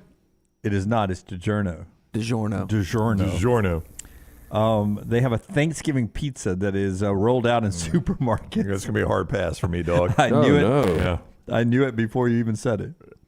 I knew your answer. Now I will say this. You ready? I'll tell you what's on it. My favorite pizza slice includes turnip greens, Connecticut sausage, and black-eyed peas. So, By the way, there's everyone that. is saying it's 2 weeks from tomorrow. Oh, that's what I originally said, Well, and it's y'all 15 said no. days. That would be the 23rd. That's an early Thanksgiving, but I guess that's right because the Iron Bowl is on the 25th. Yeah. Yeah, early Thanksgiving. There you go. All right, go ahead. In this state, Brown, you just go Iron Bowl -2. -2. That's right. That's how I find Thanksgiving. DiGiorno with Thanksgiving pizza, turkey, gravy, sweet potatoes, onions, green beans, cranberries, all with cheese on top. Why onions? Onions are good. Well, I know, but does anybody say good? Does anybody say, you know what I want for Thanksgiving? Onions. No, I think onions go in a lot of dressing. I do not like Apparently a lot of not your dressing. No, I don't like a Vicky's lot not of allowed onions. to put onions. She knows onions are a great compliment to a meal, but not with Brown. Not with me. Vicky and Gail cannot put onions in. I would have to be stoned as a bat to try that pizza. Rockstar, is this the actual pizza? We got it over here. Forrester's got it up over here. Forrester's got it. Yeah. Well, first off, is that the actual DiGiorno one, or is that just a? Ooh, boy, that looks. Not. I mean, I don't know. DiGiorno, yes. Yeah, not a lot of turkey. Am I mispronouncing the name? I know it. Every time I say it, I know I'm mispronouncing DiGiorno. it. I'm not going to be able to say it. I mean, DiGiorno. DiGiorno. You're putting a U in it. Is the DiGiorno reached a verdict? DiGiorno. Hey, DiGiorno. It's DiGiorno. It looks like it has some Connor scallions on it too, Jim. I don't know. That's green beans, Brownie. Oh. Green beans. It looks like a TV dinner that got thrown around in the back of a truck. Yeah, doesn't look very big either. I mean, like I don't. DiGiorno. Is that closer? Our guy Tyler Booker eats fried chicken and broccoli on his pizza, so there's a lot of ways to do it. Yeah. I got to be honest with you, $11.23. I think I'd rather go buy a sandwich somewhere. DiGiorno. Am I saying it wrong? I don't know, man. You're saying it with a U. DiGiorno. DiGiorno. Yeah. DiGiorno. Is it delivery? No, it's DiGiorno. DiGiorno. It's a DiGiorno. It's not delivery. One You more. gotta see the notes I wrote in my DiGiorno. And I hate this too. All this leading up to Champions, which I love, but I hate this too. So y'all can start searching for this too. What? Percentage of Americans who like the taste of pickles? Give me a guess. 28.3%. 28. Man, it is pretty polarizing. You know, and the weird thing is I love pickles. I don't like cucumbers, but I can battle through with a I'm cucumber. with you. I don't ever eat cucumbers, but I do like pickles. I would say I chopped up 2 cucumbers last night and ran it through hummus. How about that? I think this is Loved close. I think it's only 60. Well, I'll go 59%. 59.41. 59%. Rockstar? I would say 34%. 73% of Americans polled said they like the taste of pickles. Well, that's high. Pickles at an all-time high, probably. So much so that Heinz ketchup now has a Heinz pickle ketchup with a pickle flavor in it. Ugh. Yeah, I don't necessarily like the pickle. Like Golden Flake did a decent pickle their potato chip. Their pickle chip was good. But I don't necessarily need that. I don't either. I want my ketchup, and I want to put pickles on whatever I'm putting my ketchup on to get that pickle and ketchup place. Now, Rockstar is showing us, like, you can go in the convenience store. The gas station, big-ass pickle in a bag. Yeah, man, I am just not going to buy a pickle in a bag at a gas station. I just do not trust that situation. Would you, back in the 1900s, walked in there and pull a pickle out of a barrel? Hey, you know what? No, not out of a barrel. Do you remember when my buddy Steven brought us the pickled eggs? I do. And TJ Miller was in studio with us, and he ate some, and it bothered him that night on his performance. He took them with him, remember? Didn't he use it on the stage? Did he pull the jar out on the stage? He did. We've done so much for his career. We really have. We've given him Red Hot Vodka. At Saks Youth Activities, which was the baseball park there where we played, They used to have a massive glass jar with that big old lid on It's it. just a glass barrel, Brown. I Same know, thing. and you could buy a pickle, and they just reach in there with the tongs, pull a pickle out, put it in a little paper wrapper. Put it in the corn dog wrapper. Yep, put it in the corn dog wrapper, and we'd walk around eating pickles at Saks Youth Activities. Me too. We did I the loved same it. thing. I feel like it was a quarter. Might have been. I think you could. I think if you got a foul ball and returned it to the concession stand, you could either get a pickle or a soft drink. What do you wrap the pickle in though to eat it? It was the corn dog wrapper. corn dog wrapper. Little white corn dog Yeah, wrapper. they would just drop it in the paper, and you'd peel the paper back. And I mean, eat shouldn't the pickle almost be on a stick though? You could do that. We weren't fancy at Saks Youth Activities, Lance. Pickle It's on a stickle. Yeah, it's a stickle. It would be really good. Well, I tell you what, I loved Saks Youth Activities growing up. Did y'all's parents just take you to the ballpark and let you run? Well, that's what I did. Yeah. From 8:30 on, I announced games and everybody was at the loved ballpark. the concession stand. Everybody, small town ballpark, everybody was there. Yeah, travel We ball. play killed cup ball? it. Yeah. Oh yeah, play Cup cup ball ball. out in the outfield, beyond the fence. Yep. Travel ball killed the local park. And there was a creek that ran behind the first two fields at Saks Youth Activities. I bet the mosquitoes tore your ass Oh up. my gosh, Lance! But you could hit That homers. was the same West Homewood Park. Yeah, you could Same hit way Buck Creek. You could hit homers in there, and people would. I'm guessing most of these baseball fields are built on floodplains, which is why there was always a Probably. creek right behind them. And kids would go in there in the creek after the home run ball, so they get a free pickle or a free drink. Man, it made it sound like we were dirt poor, but Yeah, don't worry about the water moccasins. Nah, kids. I need a free Get that drink. free pickle. Yeah. All right. The show being brought to you this hour by our friends at Champy's. I bet he'd fry some pickles if we wanted to. I like fried pickles. Champy's deep fried chicken right there, southern fried chicken. Middle picture right there is what you need right there. 2 big breasts, all the wonderful sides, cooked to order, brined overnight to make it juicy. My wife loves the dark meat and raves about how good Sterling cooks the chicken down there in Alabaster, Highway 119 in Alabaster. It's Champy's world-famous fried chicken. Don't forget the Mississippi Delta recipe tamales to start off that meal. It's all right there at Champy's Chicken, champy'schicken.com. We'll get to 4 downs in a second. You want one more non-sports story? Yes. I would love it, We Jim. got one more here. The HBO thing, 1972 today. 1972. You know, the first show I can remember. I don't know if that was on cable or if that's Yeah. just when the HBO I remember the company first started. movie I watched on HBO. What was it? It was called Sidewinder. It was a motorcycle movie. Yeah. Sidewinder. Yeah, but they would rotate 3 or 4 movies a day, and that's all right. you had. Yeah. I just- Tonight's feature presentation. I remember when I was a kid, Jonathan Borden, one neighborhood over, had HBO, and if I stayed at his house, Rockstar, we loved Fraggle Rock. Fraggle Rock was a great show. Fraggle Rock. I mean, I never was watched Fraggle The Rock. Doozers. Well, I was a young kid. I can remember Fraggle Rock, but the only place you could get it was HBO, and I wanted my parents to get HBO so we could get Fraggle Rock. Yeah. Fraggle Rock. Fraggle Rock kids show. In America, according to the Wall Street Journal, there is a new specialty party that has taken over Fishbowl. the country. It has passed the divorce party. What's a divorce party? So when I get divorced, I just go celebrate it? Okay. Your friends would throw you like a So it's not a party. shower It's or not a party. party that leads to divorce. No, okay. it is a divorce party. Like Gotcha. if, let's say, Little T was married and she was getting a divorce. God, why we got to use Okay. Little T? And then what happened? So we go to a party? Okay. Your friends I would love the throw example. Little T a divorce party. Yeah. Okay. Yeah. We were going to have that for a friend of mine about a decade ago, and we talked it up, and he was so excited about getting divorced, and we just never did. And never did the That party had, for him? that had surpassed the resignation party that was thrown for people who were resigning from work. So that's number 3 now. Divorce is now number 2. Do you think Resignation or retirement? resignation party is what it said You know, here. it sounds like a lot of people are just looking for a reason to get together and drink. Right. Number 1 party now, and it's the growing business in our country. And they've actually changed the Cinco de Mayo. The same name of the party is PAWTIES, Potties, Pawties, like paws, dogs for dogs. Like the dogs have a party? It's a growing industry to have parties for your dogs on adoption day, birthdays, invite people over with their dogs or go to like dog parks and host parties there. It's a growing industry. Yeah, so where we go, Good Dog, downtown on, I'm trying to get this right, 23rd and 1st or 23rd and 2nd. Really cool dog park where you can sit out there. They've got TVs. I watched Cowboys Eagles this past weekend, drank a couple of cold beers, some Wicked Weed, Pernicious, and sat back and watched Chili and Bullet drain energy. But they host parties there. Like birthday parties are massive there. For the dogs. For the dogs, Yeah, that's what, and this is Wall Street Journal with the story today that this has grown into an industry around the country, $1 billion industry on gifts, parties for dogs, cakes that are made for the dogs to eat. Can humans eat it? I don't think so. Oh. I guess it's hard to blow out the to blow out the candle, get the dog to blow out the candle, but there's special dog gifts and everything. So. Yeah, I mean, I celebrate. I celebrate the dog's birthdays, Christmas. They get gifts. They get good food. Yeah. 62% of Americans own pets. Hey, do you? So, Sidewinder, does anybody know that movie? Nope, never heard of it. Let me see if I get the. Because I got the plot. It's like two sentences, but I don't even remember it. I'm going to guess. See if I watch this. It's a motorcycle gang in the desert. A couple is driving out west, and they run into this motorcycle gang. They maybe bump into them at a gas station. Trouble happens. They end up chasing them down on the highway.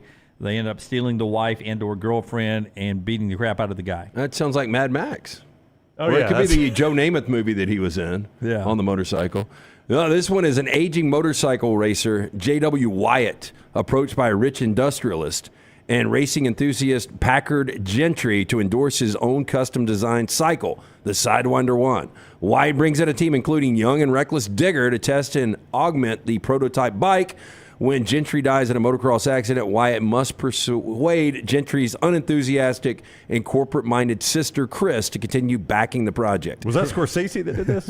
I can't believe this thing was on. I guess they just didn't have a lot to choose from. It was early HBO. It was like, my gosh. Chris, we don't want Digger to die in vain. Come on, man. You got to work through this. We got to keep his dream alive. If you don't race in that motocross, it'll never be for the same. Sidewinders. All right, let's get to our 4 downs today, brought to you by our great friends at Slice. Great pizza, and they do put interesting toppings on it, but they do a better job of putting toppings on it than DiGiorno. Well, you and I had the opportunity. We met our friend Brett from New Mexico there yesterday. We did. We had a good time. Yeah, and had slice and a salad. You actually had some wings on top of it. I did the Bajaya special. So the slices yesterday with the Bajaya special and the one I didn't get. The old fashioned. Nope, not the old fashioned. The old school. Timer. The old school. Old school. Old granddad. I knew it had old in it. But you know what I noticed about this is it's almost like the old, and boy, this is blasphemous to put slice in this conversation. But you remember when you would go to Sbarro and the one slice was gigantic. That's right. That's the way they do the slice in the salad. So one slice really is like 2 or 3 slices, and then you get the great salad. I went with the Redmond. I think you went with the wedge. I did. 4 locations. We were at the Vestavia yesterday, the original Lakeview, Montevallo, Crestline Park. For more information, slicebirmingham.com. Sbarro was Michael Scott's favorite New York pizza place. I saw that. Yeah, why not? First down. Sam Bradford, the former number 1 overall pick. Still quarterbacking for somebody. NFL Rookie of the Year back then, believe it or not. 36 years old. If I asked you ultimately who has the better career, Sam Bradford or Sam Howell?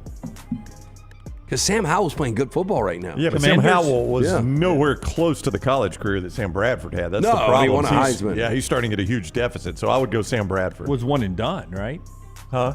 Sam Howell, was he not just one and done? 2 at Carolina. Yeah. He was? Okay. Yeah, but Sam Bradford had a great college career. He did, but 0 in the NFL, right? I wouldn't say 0. He was Barrett Jones' he was the right? NFC Rookie, Offensive Rookie of the Year. You know, without injuries, he tore his ACL twice. I think he would have been decent. He's kind of in the Carson Wentz group, isn't he? Without those ACL tears. By the way, the Rams signed Carson Wentz. I'm going to go Sam Howell. Commanders sneak into the playoffs this year. Sam Howell. I'm going to go Sam Bradford. I think I'll lean Bradford, but 20 years from now, you'll remember Sam Bradford winning the Heisman. You will not remember Sam Howell quarterbacking the Commanders. Into the wild card? Sneaking into the wild card, as you say. Second down. Tara Reid is 48 years old today. Man, boy, I tell you what, in her prime. Yeah, I was going to bring up, in their prime, which talented, attractive actress fell harder down the ugly tree? Was it Tara Reid or Lindsay Lohan? See, Lohan, even in her prime, I liked Reid better. Yeah. I liked Reid better, but Lindsay Lohan was cute. And I think she was the more talented actress. You think Lindsay Lohan was more talented than Tara Reid? Yeah. Yeah, Lindsay Lohan could actually act. Give me a Tara Reid imitation. Guys, now it's just going to be like this. I just like to drink. Guys, can I get a beer and a cigarette? Yeah. And some plastic surgery? I mean, her is Bunny Lebowski. Yeah. And then the first couple of American Pies. Yeah, I'm going to say Tara Reid fell further down because she started higher up. Well, when we said that promo they were running for, what was the reality show with Special Forces. Yeah, and she was crying on there. Looks like she just smoked a pack of cigarettes, hadn't eaten a meal in a couple of weeks. Yeah, I agree with Brown. Tara Reid was further up the tree. Third down. Gordon Ramsay, 57 years old today. If I asked you ultimately better career, Joe Torre or Gordon Ramsay? What a weird comparison. I know. I got to come up with somebody. Shut it down. Was that Joe Torre or Gordon Ramsay? Either way. Shut it down. I was randomly watching on TikTok Gordon Ramsay videos the other day, Rockstar, and I think it's the show you used to like. Y'all both He's used to got like. Kitchen Nightmares. He's got Hell's Kitchen. He's got The BBC Kitchen Nightmares was the best. Which one is the one? Oh, God, Lunsford's just running through his IMDb. Use your microphone. Pretend we got that. There we go. God. Okay. Wow. I'm just helping Rocky out. Help us out. No, it's Gordon Ramsay, not even close. But I mean, he has a worldwide empire and has 5,000 shows on TV, especially with the strike. Okay. Has even more on TV. I guess I'll go But how many World Series did Joe Torre win? He won a lot. I think 5, If right? you ask people around the world, 9 out of 10 will say Gordon Ramsay over Joe Torre. I would go. We're not. I would We're go asking Gordon people Ramsay here right now. Right now, I would still say it's Gordon Ramsay. I would say Gordon Ramsay, but Joe Torre is considered one of the top 3, 4, 5 managers of all times. He has multiple rings. 4 times World Series champion. I would think net worth, Gordon Ramsay kicks him in the dick. Easy. And I would ask, and this is a tough one. I mean, Birmingham Airport, who gets more recognized, Joe Torre or Gordon Ramsay? Gordon Ramsay. Gordon Ramsay. Joe Torre's a pretty recognizable guy, though. I mean, I think, New York City, Boston, some of those bigger, like, baseball-focused cities. Okay, so maybe the Joe show Torre. I'm watching is all the chefs are up on a balcony, and there are 2, and he hands them like Next level chef. Oh, is that what that is? He hands that them a makes steak. sense. Yeah, he hands them a raw steak, and he's like, I want this prepared perfectly medium rare. And then they got like 10 minutes to do it. Oh, does he do the show? I mean, that could be a lot of different things. Yeah. Does he do the show where if you won last week, you get all the ingredients and then it moves up to the next That's next level chef. Is that it? It came on after the Super Bowl, I think, this year. Yeah. Well, that's a pretty good concept. Yeah. And then if your team has sucked, you're at the end. Yeah. You only get what's left over. I can only cook with salt. But Gordon is a entertaining guy. That Hot Ones with Sean Evans, when he sat down, it was by far the best. I think it's the most viewed in Hot Ones in the illustrious history they've had. But dude cooked a burger and eggs on there. Can you imagine having a guy like that as your private chef? And what's great is I love to eat. a guy that's so particular about food and everything. He is not going to sell it. I promise. He is now pushing Triscuits. yeah. Loves him some Triscuits. Hey, listen, there is And a I think he's got a price. frozen dish now, does. right? There's a price for everybody, Rockstar. Yeah. 4th down. Just me? Just Yeah. me? Let's go with at their job longer, because Peter King has reported that Lincoln Riley and Deion Sanders both will get NFL feelers at the end of the year. Lincoln Riley or Deion Sanders at their current job longer. I think Deion would be a disaster in the NFL. I think Deion's strong suit, you guys correct me if I'm wrong, is just bringing in talent, right? I think it's recruiting and motivation. Like, I mean, if you watch the end of the first half of that Oregon State game Saturday night, just a coaching malfeasance by him. I mean, he is starting to some of his shortcomings as a coach starting to show up a little bit now that he doesn't have the best roster every week. Now, that's not to say he can't fix all of that and be a dominant coach at By one getting point. the best roster. Well, by getting the best roster and learning as a head coach. Every head coach has to learn to be a head coach. This is going to be Deion, unless something catastrophic and Lincoln Riley's just like, I can't take this criticism. And I think there's a lot of criticism across the nation. I don't think USC is criticizing Lincoln Riley right now. He did what he needed to do, getting rid of Alex Grinch. We'll see how next year goes. But he's got a premier job. So you think Deion's at his job longer or Lincoln? I think Lincoln's at his job longer, okay. yeah. Because Lincoln's got a premier job. You could make the argument it's as good as a lot of NFL jobs right now. He's making $10+ million a year, and Deion wants to get to a place he can win a championship. Okay, so your potential openings, Patriots, they would go Lincoln Riley over Deion all day. I think Lincoln Riley by far is a lot more attractive to the NFL. Yeah, I would agree. And Deion did say at his news conference yesterday, he was asked about this, and he said, I do not think my coaching style would translate I would agree. to the NFL because if you are not, he went into the millions and millions of dollars they make, if you're not motivated to be better every day, you're not going to resonate with me. And I would also say this, how many egos are in an NFL locker room? And then you've got Deion, and let's say it takes a turn south and you're 2-8, and it's all about prime time, and he starts throwing out blame, and then the guy's like, dude, you want more, it's more about you than it is this organization. I just think that would be a disaster at that level. But outside of retirements, I don't think you're going to have a ton of openings this year. In the NFL? I don't think so. College football, we will, though. Yeah, you may in college football, but I don't think you're going to have a ton in the NFL. I think the Patriots could potentially come open with Bill Belichick getting traded somewhere or retiring. I want you guys to really think about this. Vegas is going to be open unless Antonio Pierce kills it. I think this is going to become a thing, and I'm just guessing. We talked about it yesterday. I think Billy Napier is going to lose out, and he's going to go 5-7. And if you're Florida at this point, and you know there's animosity between Deion and his former program in Florida State, and you've got an opportunity, and I forgot who it was. I think it was Klatt said if he ever gets somewhere warm region, watch out for Deion. If you're Florida, and Florida State has just gone to a college football playoff, do you not say, hey, look, we need to go emergency situation. These other coaches haven't worked out. And maybe we need to try something new. So Florida State, not alum, Florida State star Deion Sanders introduces the new head coach in Gainesville, the Florida Gators. Yeah, you want to talk about charging up a series. He would 100% take the job. It's just Florida outside of the box enough to take a look at that. Would Deion take the Mississippi State job? No. I don't think so. I don't think so, no. Yeah, I think, and Shedeur, I don't know what his situation is. I guess he can transfer one more time because we talked about he came from Jackson State. Yeah. So you've got Shedeur Sanders and a Deion package to Florida. It'd be really interesting. And don't forget Shiloh. Yeah. Pretty good little DB as well. Travis Hunter. He's still got to play another year. He's his other son. He always calls him my other son, Travis. Pack that Louis. Travis Let's is on go. his way to the NFL, or does he have to play He's one more? got to play I think he's got one more year. Wow. Our friends at HydroLife bringing you part of the show today. Good time to get in there and get rejuvenated for a big football weekend. Yeah, I talked to our friend Lacey. I think she's coming next week for us. I'll get with you guys and tell you specifics. But IV therapy, B12 injections, cryotherapy, compression therapy, all under one roof. If you can't make it to HydroLife again, nurse can actually come to place of business or home. For more information, hydrolifetherapy.com. Follow them on Facebook and Instagram at HydroLife Therapy. And make sure, very important here, you mentioned next round at checkout, you're going to save 20% off any of those great services. IV therapy, B12 injections, cryotherapy, compression therapy. It's HydroLife Therapy. Never miss anything Auburn. Watch Village Vice at Wardam Pods on YouTube and listen wherever you get your podcasts. Hey, Lance Taylor from the next round to tell you about our friends at Gutter Cap. Gutter Cap's that patented aluminum cover system that fits over most existing gutters to keep out debris and eliminate that gutter cleaning. It's backed with a lifetime warranty, almost 20-year service record right here in Birmingham. Stay off that dangerous ladder forever. 45% off the retail price now if you call guttercapbirmingham.com. Call my good friend Chris Stewart now, 205-823-2212. Cap it, don't snap it. It's Gutter Cap.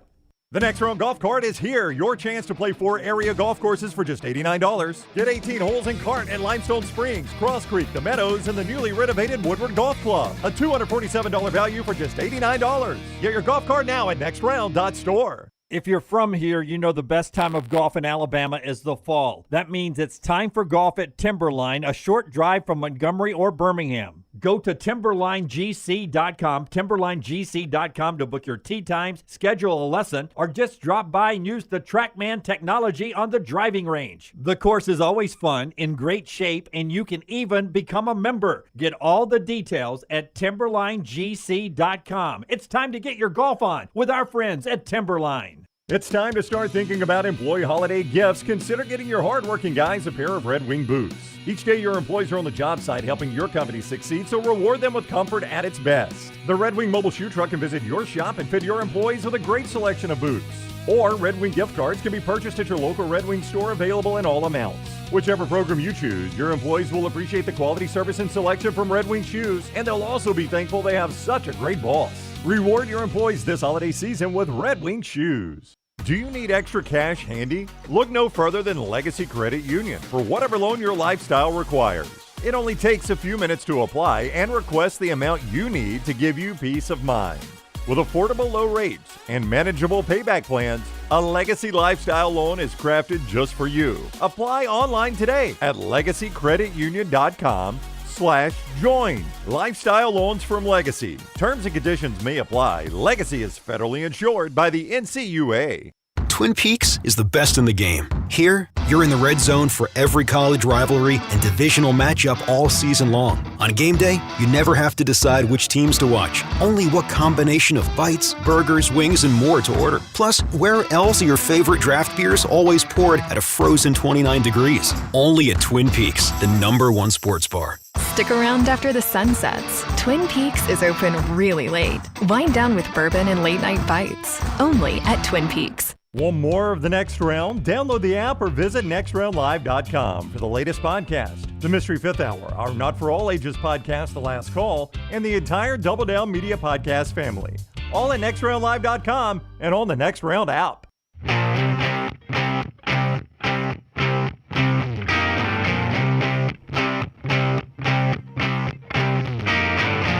All right, guys, you know what's ready to go this weekend, November 10th? When is that? Is that Friday night, November 10th? Today is the... That is. Yep. 8th, yeah. Friday 19th. night. Birmingham Squadron back Look at out. it down at Legacy Arena. Hoops for Troops night down there. Focused on honoring and giving back to the active duty military and veterans in the area. 7 o'clock tip-off this week for the Birmingham Squadron against the Austin Spurs. It's at Legacy Arena. By the way, Squadron 4-1 against the Spurs last year, so a good chance to catch a W. Guys like Trey Jemison on the team. You saw him at UAB and at Hoover over the years. We've been there. We saw the games last year. Went to a couple of games over the past couple of years. That's a lot of fun, man. A lot of fun, a lot of music, a lot of good food and basketball. entertainment. And as LT just said, high-level basketball. That step right before you get to the NBA. For all the basketball fans out there who are just looking for something to do on a Friday night, our friends with the Birmingham Squadron, they tip off Legacy Arena Friday night, 7 o'clock. Go to the website, G League website, Birmingham Squadron website, or check out everything at Legacy Arena to get your tickets today. Great pricing and church groups, school groups, fraternities, sororities, all great group pricing as well with our friends of the Birmingham Squadron. More football happening tonight, more MACtion. Not really a lot of good games. The good teams play tonight against the bad teams, so some blowouts happening tonight. Looking forward to the basketball. Arizona State, Mississippi State's a good basketball game tonight. And the high school playoffs, I believe, in our state start this week. Is that right, Lunsford? Is that a high school playoffs this week? That is correct, yes. Okay, so we start off this week with the high school playoffs. Working our way to week 11 of college football. Some big games coming up this weekend. We've talked about that. Biggest game in the country for you, Brown? Well, it's Michigan Penn State. I do think that Ole Miss Georgia is the second biggest. I saw somebody. It is, yeah. Yeah, but I saw somebody ranking That becomes them. the biggest if Ole Miss wins that game. No, there's no doubt. I saw somebody ranking them, and they had Utah, Washington in front of Ole Miss, Georgia. And obviously, if Utah wins that game, it puts the Pac-12 in a precarious situation. But Yeah, those are your three biggest. there's no by doubt. far. There's no doubt. But I'd put Ole Miss, Georgia in front of Utah, Washington. But two games could all of a sudden be your biggest game, and that could be Miami, Florida State if Miami was to win, or USC, Oregon Yep, if no doubt. USC was to win. Okay, give me the best chance of the upset. Penn State over Michigan, Ole Miss over Georgia. Let's go there first. Oh, Penn State over Michigan. Yeah, I mean, it's a home game for Penn State, first of all. Michigan hasn't played a That's right. quality opponent yet. Yep. Okay, so better chance of an upset. Penn State over Michigan or Utah over Washington? I would say Utah over Washington. Here's why, That's Lance. close. Here's Closer. why. Washington, for 3 straight weeks now, has struggled on one side of the ball or the other. Back-to-back weeks, it has been defensively. The way Utah plays offense, they can expose you defensively if they continue those struggles. Now, it's Stanford was doing one thing, USC was doing one thing, Utah will do something different than what those teams were doing. But still, they've struggled defensively 2 straight weeks now, Washington has. Yeah, and offensively, that Arizona State game, going back they to were that, awful how bad then. they looked offensively. Yeah, but they've fixed that against Stanford and USC, obviously. Utah has an elite coach, so I would say Utah. Yeah. And just their mentality. I mean, Michigan, Penn State might already think they're beaten before they even play the game. Miami over Florida State or TCU over Texas? TCU over Texas. Yeah, especially, and if you were not with us earlier in the second hour, Chip Brown, I don't know what you guys thought of his answer or his source's answer to that question. It didn't sound horribly promising to me, but I'm also not surprised if Quinn Ewers plays. But if Quinn, we say, and I'm as guilty as anybody, we say that like Quinn Ewers playing just means they're going to win the game. That doesn't necessarily even mean they're going to win the game. I think you got a better opportunity. I mean, There's still no their doubt. red zone offense has been awful. Yeah. TCU over Texas, Kentucky over Alabama. TCU over Texas still. Okay. Interesting. See, I actually like the Alabama's matchup with Kentucky, and I trust that Nick Saban has had to do this many, many, many times after a big win to get his team up.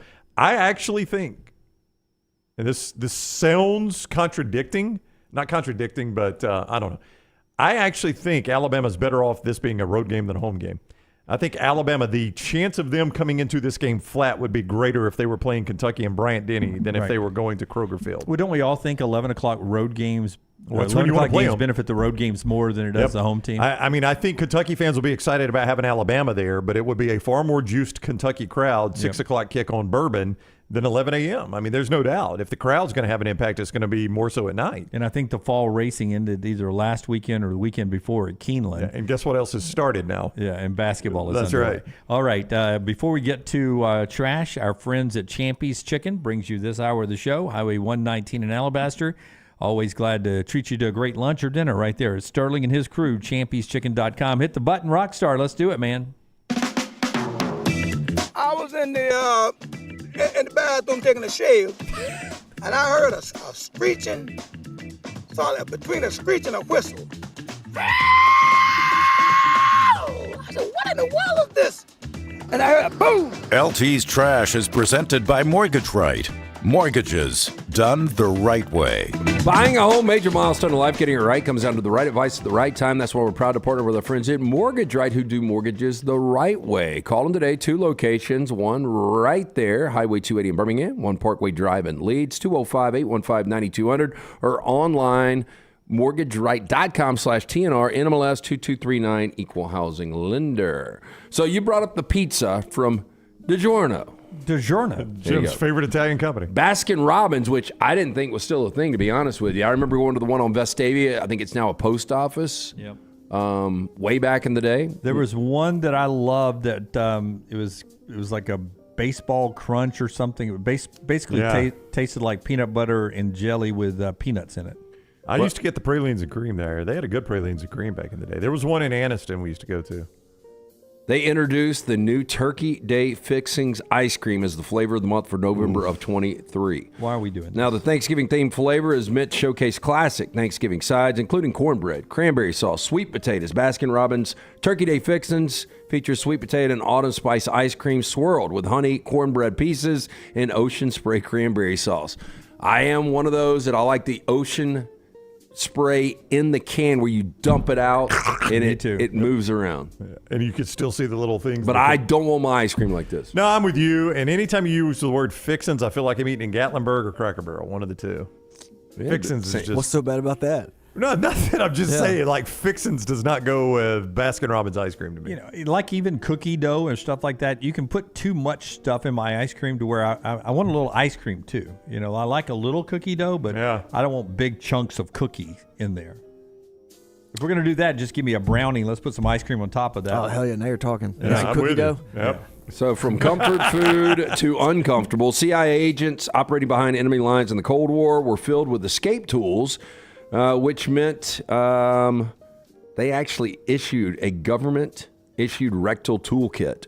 Now, the International Spy Museum in Washington, D.C. tells us, quote, this kit could be stashed inside of the body where it cannot be found during a search. Inside the capsule, useful tools like drill bits, saws, and knives. So, Rockstar, they used to have to hide this in their bum? That's what you're telling me? That's a rectal cool. Hey, what is the? Can you give us the scale of this? Have they had a banana by it or something like that? Yeah, I need to know. Like, can I get a human hand beside that, or a missile? I mean, how big is that canister? Hey, Terry, are we breaking out tonight? We'll see. I don't really know. Anybody got a toothpick? Hold on. Yeah, I got one. You hear about Johnny? He got shanked by a prisoner down there. Forgot to check his ass. Yeah. Boy, how that would be. But how do you unscrew such that capsule? a slap in the face that you get knifed and killed by a dude that was carrying that in his ass. How do you unscrew the capsule, Rockstar? It's got to be slippery at that point. You got to pull it out, and your friend has to do it for you. Yeah.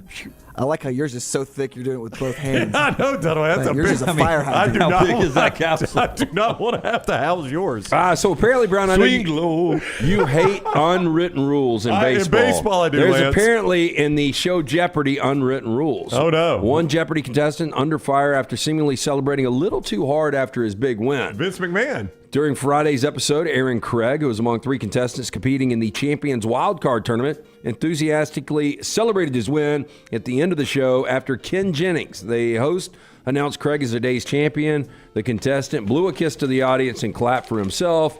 Some diehard Jeopardy fans have said that the celebration was excessive. Act like you've been there before. So crazy. Excessive celebration. One posted on Reddit, I turned the TV off after the self-congratulatory behavior. I certainly am not rooting for this guy to win. Not even sure if I'll watch the rest of the tournament. I've watched Jeopardy for decades and don't recall seeing such rudeness. Another quoted, that was unsportsmanlike and disrespectful to the other contestants. It was also very cringe. Self-praise is no praise. I like Aaron and was rooting for him, but after that, I'm not rooting for him anymore. Oh, Aaron, you've lost a fan. Aaron, what were you thinking, Aaron? So he just celebrated too much. That's what we got. He blew a kiss and pointed his finger like that, and then like clapped for himself. He blew a kiss, pointed his finger. Blew a kiss to the crowd, did that, and well, that does look like an SNL skit for Jeopardy. It does a little bit. You know, I would have doubled down to minor in public relations. I would have come out and issued a statement today. I'd like to apologize. The back row, I had people there watching me. It was my Make-A-Wish friend. It was it was the kid down the street who's dying of cancer. Only wanted to see me on Jeopardy. And 2 American veterans who both lost limbs in the war. I was just blowing them kisses after the victory because we had all done this together. I told little Johnny, if you get up out of that hospital bed, I'll blow a kiss when I win. There are different levels of dog lovers. You guys know I'm a dog fanatic. You're pretty high on this. This would probably take it to another level. Okay. There's a level higher than you? I think there is. Barbara Streisand, and just because this is a little weird, too. That's Barbara Streisand? It is. No, it's not. That's a recent Barbara Streisand? That's Barbara Streisand. I don't know. I don't know. How much surgery has she had? Well, I mean, she's gotten old. How old is Barbara Streisand? I would say Barbara 46. Streisand is 81. It looks like you took her like teenage photo and put it on her old lady body. Well, no, it looks like you took the dog's face, shaved off the hair, and put Barbara Streisand's hair on. She looks like her dog. That's a good compliment. She's 81. Boom. My gosh, that's a lot of plastic surgery. Dead on, Brown. Yeah, you did get that right. Hey, so she has cloned her pet dog Samantha, who died in 2017. However, PETA, as you can imagine, was unimpressed by the reports of Barbara Streisand's actions, and they called out the megastar. Now, before the dog's death, a number of cells were taken from the mouth and stomach to create new puppies called Miss Violet and Miss Scarlet. Cost a massive $100,000 to carry out this cloning. $50,000 for each dog. Now, if you're a cat lover, you can get a cat clone for only $25,000. I think this shows you the difference between cats and dogs, right? Why don't you just go buy a new dog? It's a lot cheaper. Yeah, and less likely to end up like a pet cemetery. Yeah. At one point. Well, that's the thing. You've just got to be able to respect the dog that you had and the time you had with it. That's right. As sad as it is. Yep. Exactly. But I will tell you, I don't believe in reincarnation. But my little Angus, it's got a lot of Baxter in him. There are times I think when I'm looking in those eyes that's little Baxter. Oh, I thought you were I going to thought tell me Angus came before Baxter passed, though. No. Okay. I thought you were going to say as a Civil War general. Well afterwards. Finally. And Charlie, who got along with Charlie was young and Baxter was old. Charlie is now such good friends with Angus. I think Charlie sees it too. I think it's Baxter. Okay. By the way, LT's neighbor says Jeopardy fans are going to hate it when Ronald Acuna goes on the show. Can't you imagine him?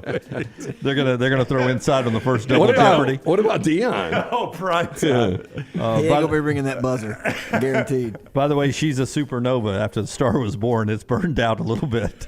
Wow. That would settle that the whole story. Here are some dinner facts for you guys. All right. Majority of men in Germany sit down to urinate. I don't understand that. I mean, I've done it. I'm not saying I haven't done it. I do it probably once out of, 150, 200 times. I don't have the stats on it, but I will tell you that if it's 2:30, 3 o'clock in the morning, and depending on how tired I am, I will sit down. I never do. How do y'all leave the toilet in your master Pissed bath? in. No, I mean, seat down. When you're done, do you go seat down, lid down, or just seat down? Just seat down. Yes, that's what we do. Seat down, lid up. Yeah, just in case I stumble in there sleepy, I don't want to have to remember to lift 2 lids. So bad back in the day that Leighton thought she was supposed to leave the seat up. Oh wow! Yeah. Had her trained back in the day. I mean, if you go like in a gas station bathroom, though, you kick that lid up with your foot, don't you? You flush it with your foot. Flush with your foot, kick that lid up. Yeah, I'm hoping they have paper towels instead of the air dry where I can actually pull it off, 100%. open the door with it, chunk it. Yep, 100%. If I miss it, It's on them. Yeah. I mean, it's in the chat room a lot. Sometimes, like at 3 in the morning, you go in there, you're sleepy. Sometimes it's a 50-50 call on why I got up. Oh, yeah. I need to sit down just in case. You may be handling a Gatling gun by that time. Oh, yeah. I've sprayed a wall or two. Water, the old fire hose. Cannot stop it. Another dinner fact for you. The man who authored the NIST manual on passwords and recommended password changes every 90 days is now regretting doing so. Mandatory password changes on a scheduled interval are no longer recommended by the NIST. We had that at our old place. We had to, every 3 months, we had to change our password, and it could not be any similarity to the previous password. And see, the problem is I need my passwords to match up so I can remember them. There are very few things that are more relieving to me than getting it right. Than going to a website on my phone that I haven't been to in a while that's password protected, and my phone has remembered the password. I'm like, thank God. Bless it. Yeah. Thank God. I was never going to remember Another dinner fact, Ernie Hudson, who played Winston Zeddemore in the Ghostbuster movies, was rejected for a role in the Ghostbusters cartoon because they thought he didn't sound like Winston Zeddemore. Huh. Okay. Although it was his voice. Hey, didn't he come on the show one time? He did. He did the H-Rock stuff. Yeah. I don't know what horror film I guess Ghostbusters is considered his Halloween. I can't remember if he was a good interviewer or not. I just remember him coming on the show. He was a nice guy. I don't remember. You know, a guy randomly saw on TikTok that was on the show a long time ago that was a pretty funny dude was the guy that played Biff on Thomas. Oh, yeah. Thomas Wilson. Yeah, y'all remember him coming on the show? He was a really funny guy. I liked him. Yeah. Another one. It took 15 years, 5,127 prototypes before James Dyson actually shipped his first vacuum cleaner. Boy, that is dedication right there. That's a grind. Yeah, it is. He wanted to get it right, though. I bet that sucked. And then finally, how dumb was this person? Hiker was lost on a mountain for 24 hours, ignored calls, text, and voicemail messages from rescuer teams because he didn't recognize the phone number. I'm not going to answer. Yeah. They're not going to spam me up here. Sir, have you checked on your car warranty lately? That is Trash Today, brought to you by our friends at Mortgage Right. Yeah, are you a veteran looking for a VA loan? Mortgage Right has been advocating for veterans since their company began. As a veteran-owned, operated company committed to your well-being, they can help you find the best terms available, guide you through every step of the process. Visit their locations, Highway 280 in Birmingham, Parkway Drive in Leeds. You can apply at mortgageright.com/TNR. Call 205-815-9200, NMLS 2239, Equal Housing Lender. Hey, and don't forget, while this is such a big segment, Trash, Lance's Lock. For the weekend coming up, lanceslock.com. A lot going on there this weekend. He's dialing in the winners coming up for Thursday, Friday, Saturday, and Sunday. Lanceslock.com. Jump in there. Our friends at Hemp Hill present that every day. How many plays you got tonight? I got 10 tonight. 10 games tonight? Yep.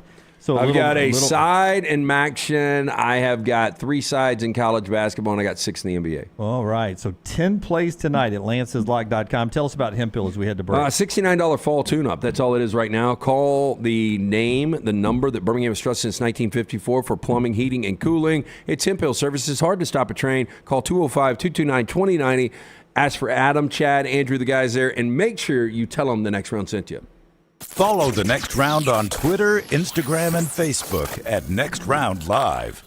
There are so many things I love about Walk-Ons. Authentic, mouth-watering Louisiana cuisine, prepared fresh, daily from scratch. A great beer selection and TVs everywhere to watch the big game every day of the week. And of course, they've got 2 great locations on Highway 280 and 119 and at Hoover near the Hoover Met. Walk-Ons is also a great place for happy hour, 2 to 6 Monday through Friday with $5 moonshine swirls, $5 house pours, and half-price appetizers. And it's an easy take-home experience for the family as well. Highway 280 and Hoover with Walk-Ons. A legendary coach once said, "It's not the will to win that matters, it's the will to prepare to win." Bryant bankers have the dedication and experience to put together a financial game plan that's right for you. Stop by one of the 7 Central Alabama locations today or give them a call at 1-855-4-BRYANT to begin preparing for your financial future today. You'll find out what unbeatable service and legendary results are all about. Bryant Bank, Equal Housing Lender, member FDIC.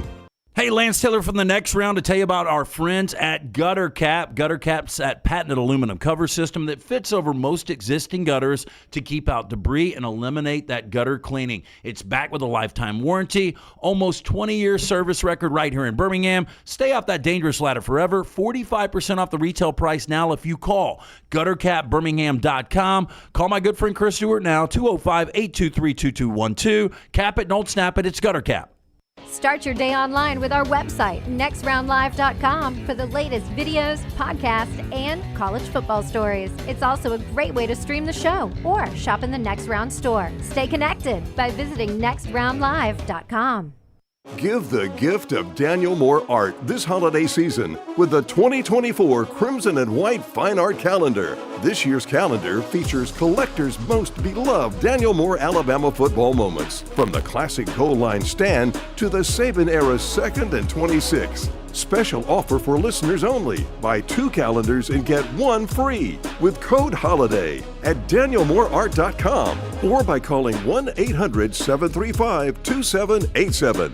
Harbin's Outdoors is an award-winning landscape company specializing in installing custom fiberglass pools, landscaping, and hardscaping. Jeremy and his team are a one-stop shop for your pool construction needs. Harbin's does it all, from the install to the final hardscapes around the pool and everything in between. It's beautiful work. You can find them on Instagram at Harbins_outdoors to see it for yourself, or call or text Jeremy directly, 205-300-0718. That's 205-300-0718. At Harbins, you and your home are the center of all that they do. The Next Round Golf Cart is here. Your chance to play 4 area golf courses for just $89. Get 18 holes in cart at Limestone Springs, Cross Creek, The Meadows, and the newly renovated Woodward Golf Club. A $247 value for just $89. Get your golf cart now at nextround.store.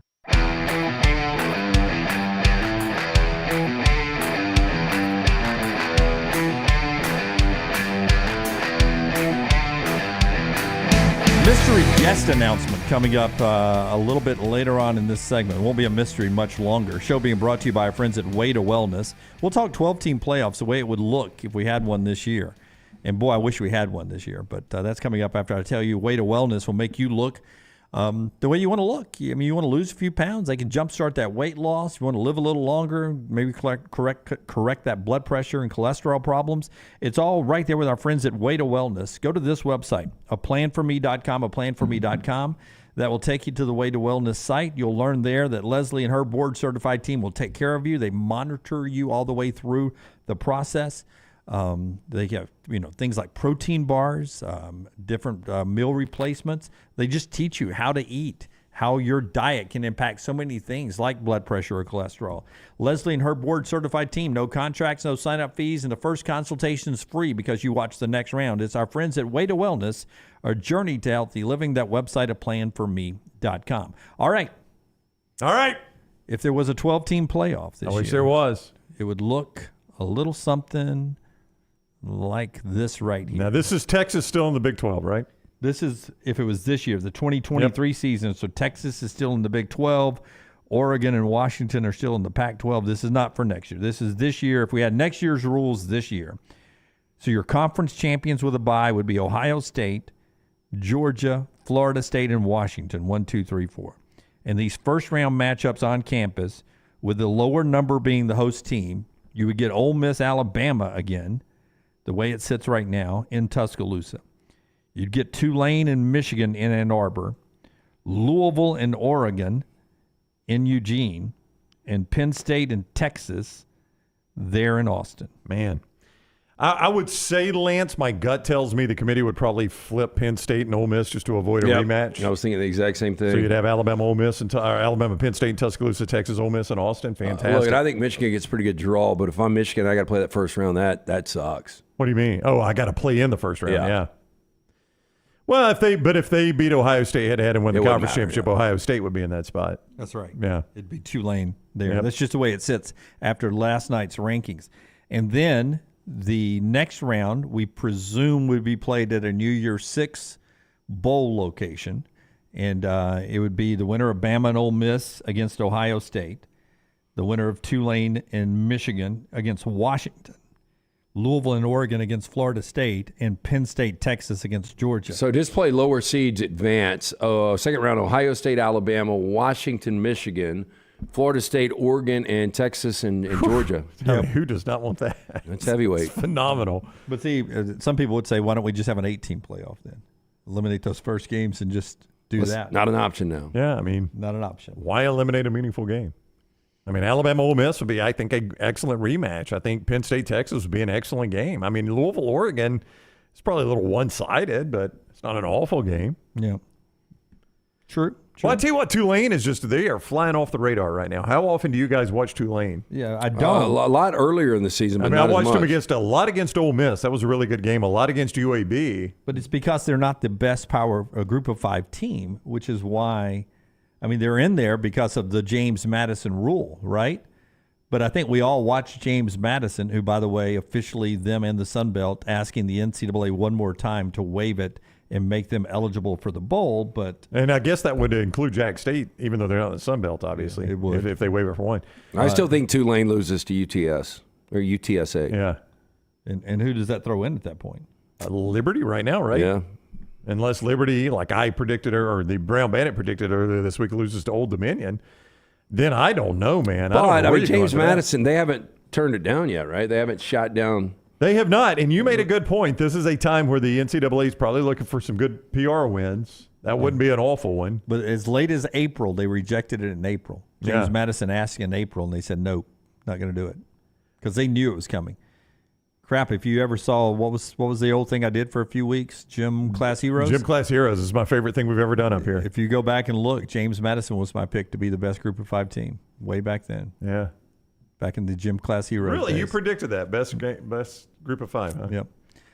Not all my projections were good, Brown. I thought UCF would be the best newcomer to the Big 12. Well, technically, Jim, I don't know if you've looked at everybody that's in the Big 12. Cincinnati's 0-6. Yeah, BYU's not crushing. I guess BYU and Houston have 2 wins. That's better than anything they've done. Yeah, I still think Air Force can get back in this. Craig is saying James Madison got the waiver. Has that come down? I'll check. I don't think I have not seen that. I have not seen that break today. They requested it yesterday. Yeah. So I don't know. We'll see. Tell us about Johnston RV. That Brownie. would be the quickest decision the NCAA's ever made. That's right. Yeah, all I see is they've made the second request. I do not see any story that says they got it. Yeah. But they made the second request. And the Sun Belt's backing them up in that as well. Let's before we get to the mystery guest, the new announcement we have here. Tell us about our friends at Johnston RV. I-65 exit 304 in Coleman, 334 in Decatur is where you find Johnston RV Center. They are fresh back from the Forest River Expo. That's where they go look at the latest travel trailer, fifth wheel, toy hauler, motorhome floor plans, and they pick everything that they know you are going to like. They're at Johnston RV. But what that means is they start showing up on a daily basis. So they got to make room for it. And to make room, they're going to have the Call of Fall campaign. Great savings on many different lines and get you camping this fall. In fact, fifth wheels discounted more than $50,000. Travel trailers starting just $179 a month with approved credit. And don't forget, Veterans Day is coming up this weekend. And like all of us here on the show, they love the United States veteran. And you have made it the greatest country in the universe, no questions asked. We can never say thank you enough. But in just a very, very small way, Johnston RV Center says thank you by all active duty and retired military getting a great discount there. It's their small way of saying thank you. I-65, exit 304 in Coleman, 334 in Decatur. Always online, johnstonrvcenter.com. Brett McMurphy, he says, reported it. Here's what I have from Brett McMurphy. If the NCAA approves James Madison's waiver to become bowl eligible, the Dukes would be eligible for the Sun Belt title game as well based on the league's bylaws, and also could be ranked by the College Football Playoff Committee.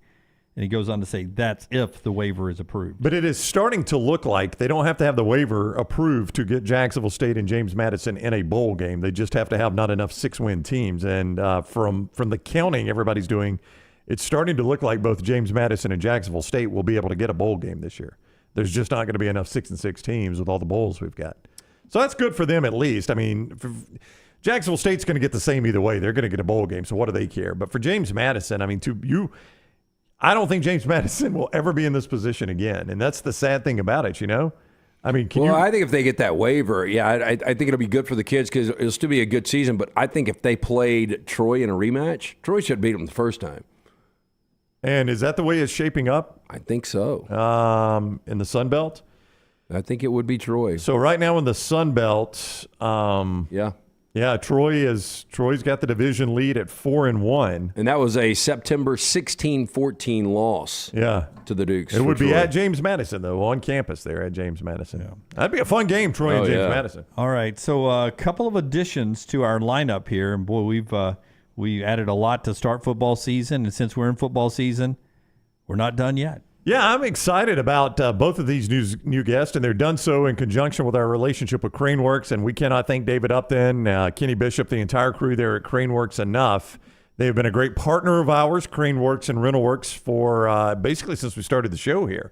And they've brought you a lot of great guests. They have reached an NIL deal, which as part of their NIL deal will include appearances on our platform with Alabama quarterback Jalen Milroe and Alabama defensive back Terrion Arnold. All right. Jalen Milroe, Alabama quarterback, is going to join us on the show 10 o'clock every single Thursday moving forward. Every Thursday, 10 o'clock, Alabama quarterback Jalen Milroe on the show with us. And on demand on our social media and also at Next Round Live and Bama Roll Tide Pods, on YouTube, you'll find Terrion Arnold talking with us, the Alabama defensive back. So Jalen Milroe starting tomorrow, 10 o'clock, every single week with us on the Next Round. And on demand, Alabama defensive back, funny kid, Terrion Arnold, really good player too. Terrion Arnold with us on the Next Round platform. So we are excited for that. Thank you to Craneworks and RentalWorks for making it happen, the big dog. All right, for the foreseeable future with those two big contributors on Alabama's side. So that'll give us starting left guard, starting quarterback, starting corner. What could go wrong?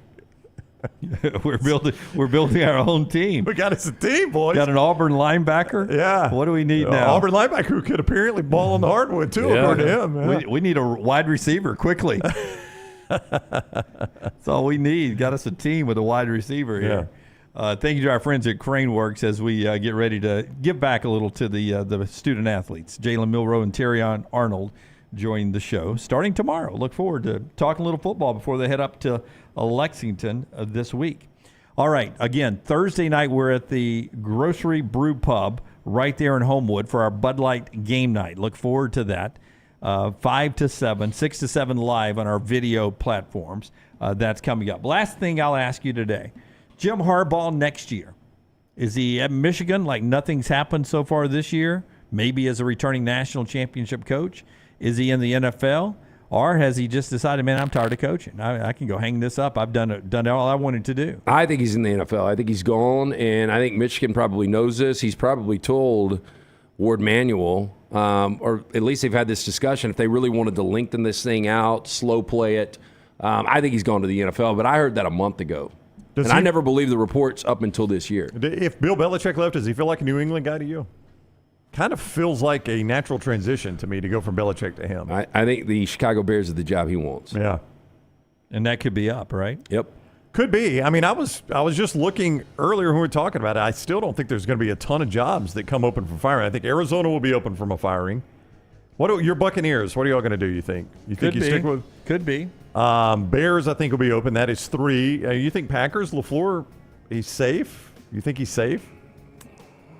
I mean, they got rid of Aaron Rodgers to stick with him. Yeah. I mean, I think Dayball at the Giants. Raiders could be open if Antonio Pierce doesn't get it going. I think that'll be open. And then the Patriots, that's 6. Commanders, maybe 7. I guess that is a lot. It's 7 if all those come open. Vikings. That's where he was sort of rumored to go. Yeah, at one I point. think Kevin O'Connell's done a solid job. They're 5-4, and they're about to be playing without Kirk Cousins. 11 wins last year. Be tough. Yeah. The original roundtable with LT and Fitzy is our overtime today. Don't have to change anything. It'll start here after we do a little network hiccup at the top of the hour. We're back tomorrow at 9 a.m. Central. Until next time, God bless you, and God bless America.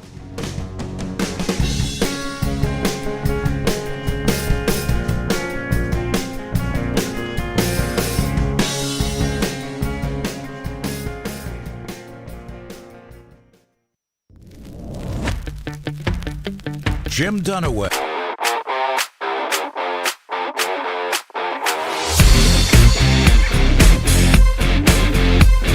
Hey, welcome into another edition of the Original Roundtable with ESPN's Ian Fitzsimmons. I'm Lance Taylor for the Next Round. It is on Disrupt the Media. Like, subscribe, give us a thumbs up. It is always brought to you by our friends at mybookie.ag. Doesn't matter the league. You can find a play at mybookie.ag. Put in that promo code Next Round. They're going to hook you up at checkout, mybookie.ag. So you were at the Coliseum last week for Washington USC. Really good game for 3 quarters. Then Washington pulls away. I want to ask you the specific moment Caleb Williams runs off the field, jumps in the crowd, has a really overly emotional moment with his mom. Do you read into that more? I'm doing everything I can to win. This defense I'm getting no help. I'm leaving everything on the field. Or do you read into it possibly, and I haven't heard this at all, it just looked like one of those weird moments that could have been his last home game as a Trojan? Well, yeah, first of all, I'm how crooked with my hat, man. What's going on here, Bubba? I mean, I got issues, right? Hey, flying the local flag, local restaurant. I see absolutely, man. Chris Eddings and the boy do a good job over there. Look, we talked about this when I had him a few weeks ago against Utah, when he was that picture, that still shot of him sitting on the bench by himself. And, the national narrative was, oh, he's a loner and he only cares about himself. Look at him pouting. No, that wasn't it at all. He was livid because they lost a close game where he put his team in a position to win.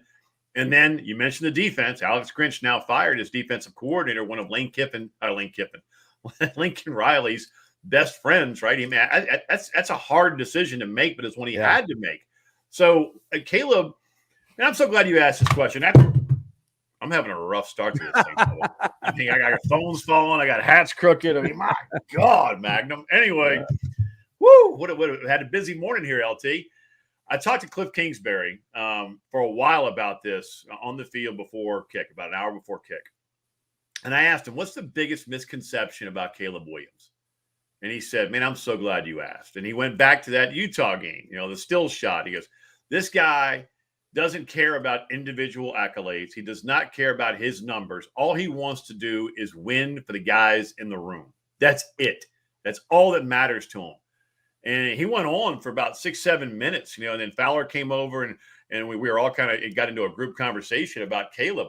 And that is the ultimate misconception about your reigning Heisman Trophy winner. And that moment you brought up, LT, where, he knew it was over. I mean, they had to win that game to stay in the hunt for the Pac-12. That's what that moment was about. His team was not going to be able to go and try and win a conference championship. So I'm glad you asked, because it drives me insane. It's like fingernails on Charlie Brown's chalkboard to me, man. He's a good dude. He works his ass off, and people try and paint him in whatever light. The only guy who can take a shot at Caleb Williams for crying is Max Duggan, former TCU quarterback. That's the only dude. Because if you remember last year when RG3 put that tweet out with Max Duggan crying, after losing the Big 12 championship, and Caleb responded, LOL. And then Duggan came back at it, right? When Barstool sent out that tweet. Did you see that? And then Duggan came back with the LOL. That's the only guy that can take a shot at him right now. Hey, well, last thing on USC. Is there too much Louis, too much Gucci, too much NIL focus? I had somebody in the business, they said, look, man, I was outside the locker room and it's more like an NFL feel. Like the defeats aren't as emotional as they are for a lot of college teams. There's a lot of swag coming out of that locker room, and it just seems like they're focused on other things outside of football. Maybe. Yeah, that's legit. Did you see Marshawn Lloyd? The bling he had going. They're starting running back, leading rusher. There's a reason he left the SEC to go out west. I mean, my gosh, man. What do you think that you know this better than I do? All that bling, right? All the ice that he had on. I'm going to go 30, 40 grand. Oh yeah, at least. You're going north of that? Yeah, I would go north of that. I mean, jewelry is so expensive. Sister-in-law sells it now. Bromberg's one of our great clients. Jewelry, it can get pricey, especially when you do custom stuff. Well, he had it. And so to your point, man, maybe but he's got to figure it out, man. And guess what? They're going to Autzen, and the Ducks are playing pissed off football right now. Oh man, they're playing. I said this, and I don't know how you feel. And we'll get college football rankings out again. And right now they just don't matter because there's a lot of shit that's going to happen in the next 3-4 weeks. But right now, my top 4 teams would be Georgia, Michigan, Oregon, and Alabama. I think those are the 4 best teams in college football right now. Yeah, I wouldn't disagree with that. I mean, Ohio State, is right there. Florida State is right there. Texas, I think Michigan, you and I have talked about this a lot. I'm excited to watch this team play finally against a good opponent in Penn State. And James Franklin and his teams normally wet the bed in games like this. And I think Michigan right now is about as pissed off as any team in college football. I think that's bad for the other, the other 131 teams. And I've got Michigan winning the national championship right now, and I have for the last couple of months. And it just seems like when you get one of these scandals, or call it whatever you want, that it galvanizes the team. They play with a chip. It's us against the world. And it just feels like the big villain in college football right now. The Michigan Wolverines will be hoisting the trophy at the end of the year. I don't know how you feel. LT, Seems like they're embracing that villain role, man. You're now seeing players going, hey, I've watched enough movies. Every now and then the villain beats a superhero. So if we're the villain, bring it on. We'll play that spoiler role and try and beat up on the hero in college football, which is every other team. So I'm with you. Look, you and I talked about this almost every week. When I had Michigan and Minnesota, I talked to the 4 same scouts every week, and they, independent of one another, said this is the deepest, most talented team in college football. And when you have the most talent, and they do have good coaching. We all know that. He just cheated a lot, allegedly, right? So they're hacked off. They're on a mission, and they are the deepest, most talented team in football. They may have 20 guys drafted. So I'm with you. I think they are the best team in college football with the worst resume of a college football playoff contender, and that changes starting this weekend. Look, I don't think you can do anything to Michigan. I know this story to me is dull. It is a unique story, but it's just one of those that we continue to pound it. But the angle I would take on this, and nobody's really taken this, I don't think you can do anything to Michigan right now. But the interesting thing is, if somebody was in Ann Arbor right now in a biology exam and they were caught cheating on that exam, they would be expelled. And so your honor code as a Michigan student, we had an honor code when we were in Tuscaloosa, 3 decades ago. But did we? Oh yeah. It's one of the first things you sign is an honor code. Now, look, you and I probably didn't remember it. Hey, you and I were TCF 101 together. Right. But can we say this now? Can we go ahead and tell everybody what we did? Statute of limitations is up. Yeah, I think. We had the tests. Yeah. Indians of North America had the test. I mean, it was Animal House. Look, there's a way you and I survived in getting degrees. But my point is, man, if you get caught, you get run. And now you're talking about the face. When I think Michigan athletics, I think Jim Harbaugh. He's probably the highest paid state employee, but that is the face of that institution right now. And if he is the head of the snake, it starts with him. I don't know what to do with him. I don't know if he ends up going to the NFL. I don't think the NCAA can do anything right now. Dude, he's done. He's done. Okay. I mean, he didn't have one foot out the door. He's still incredibly invested in his team. I mean, he really loves every single player on that roster. He does.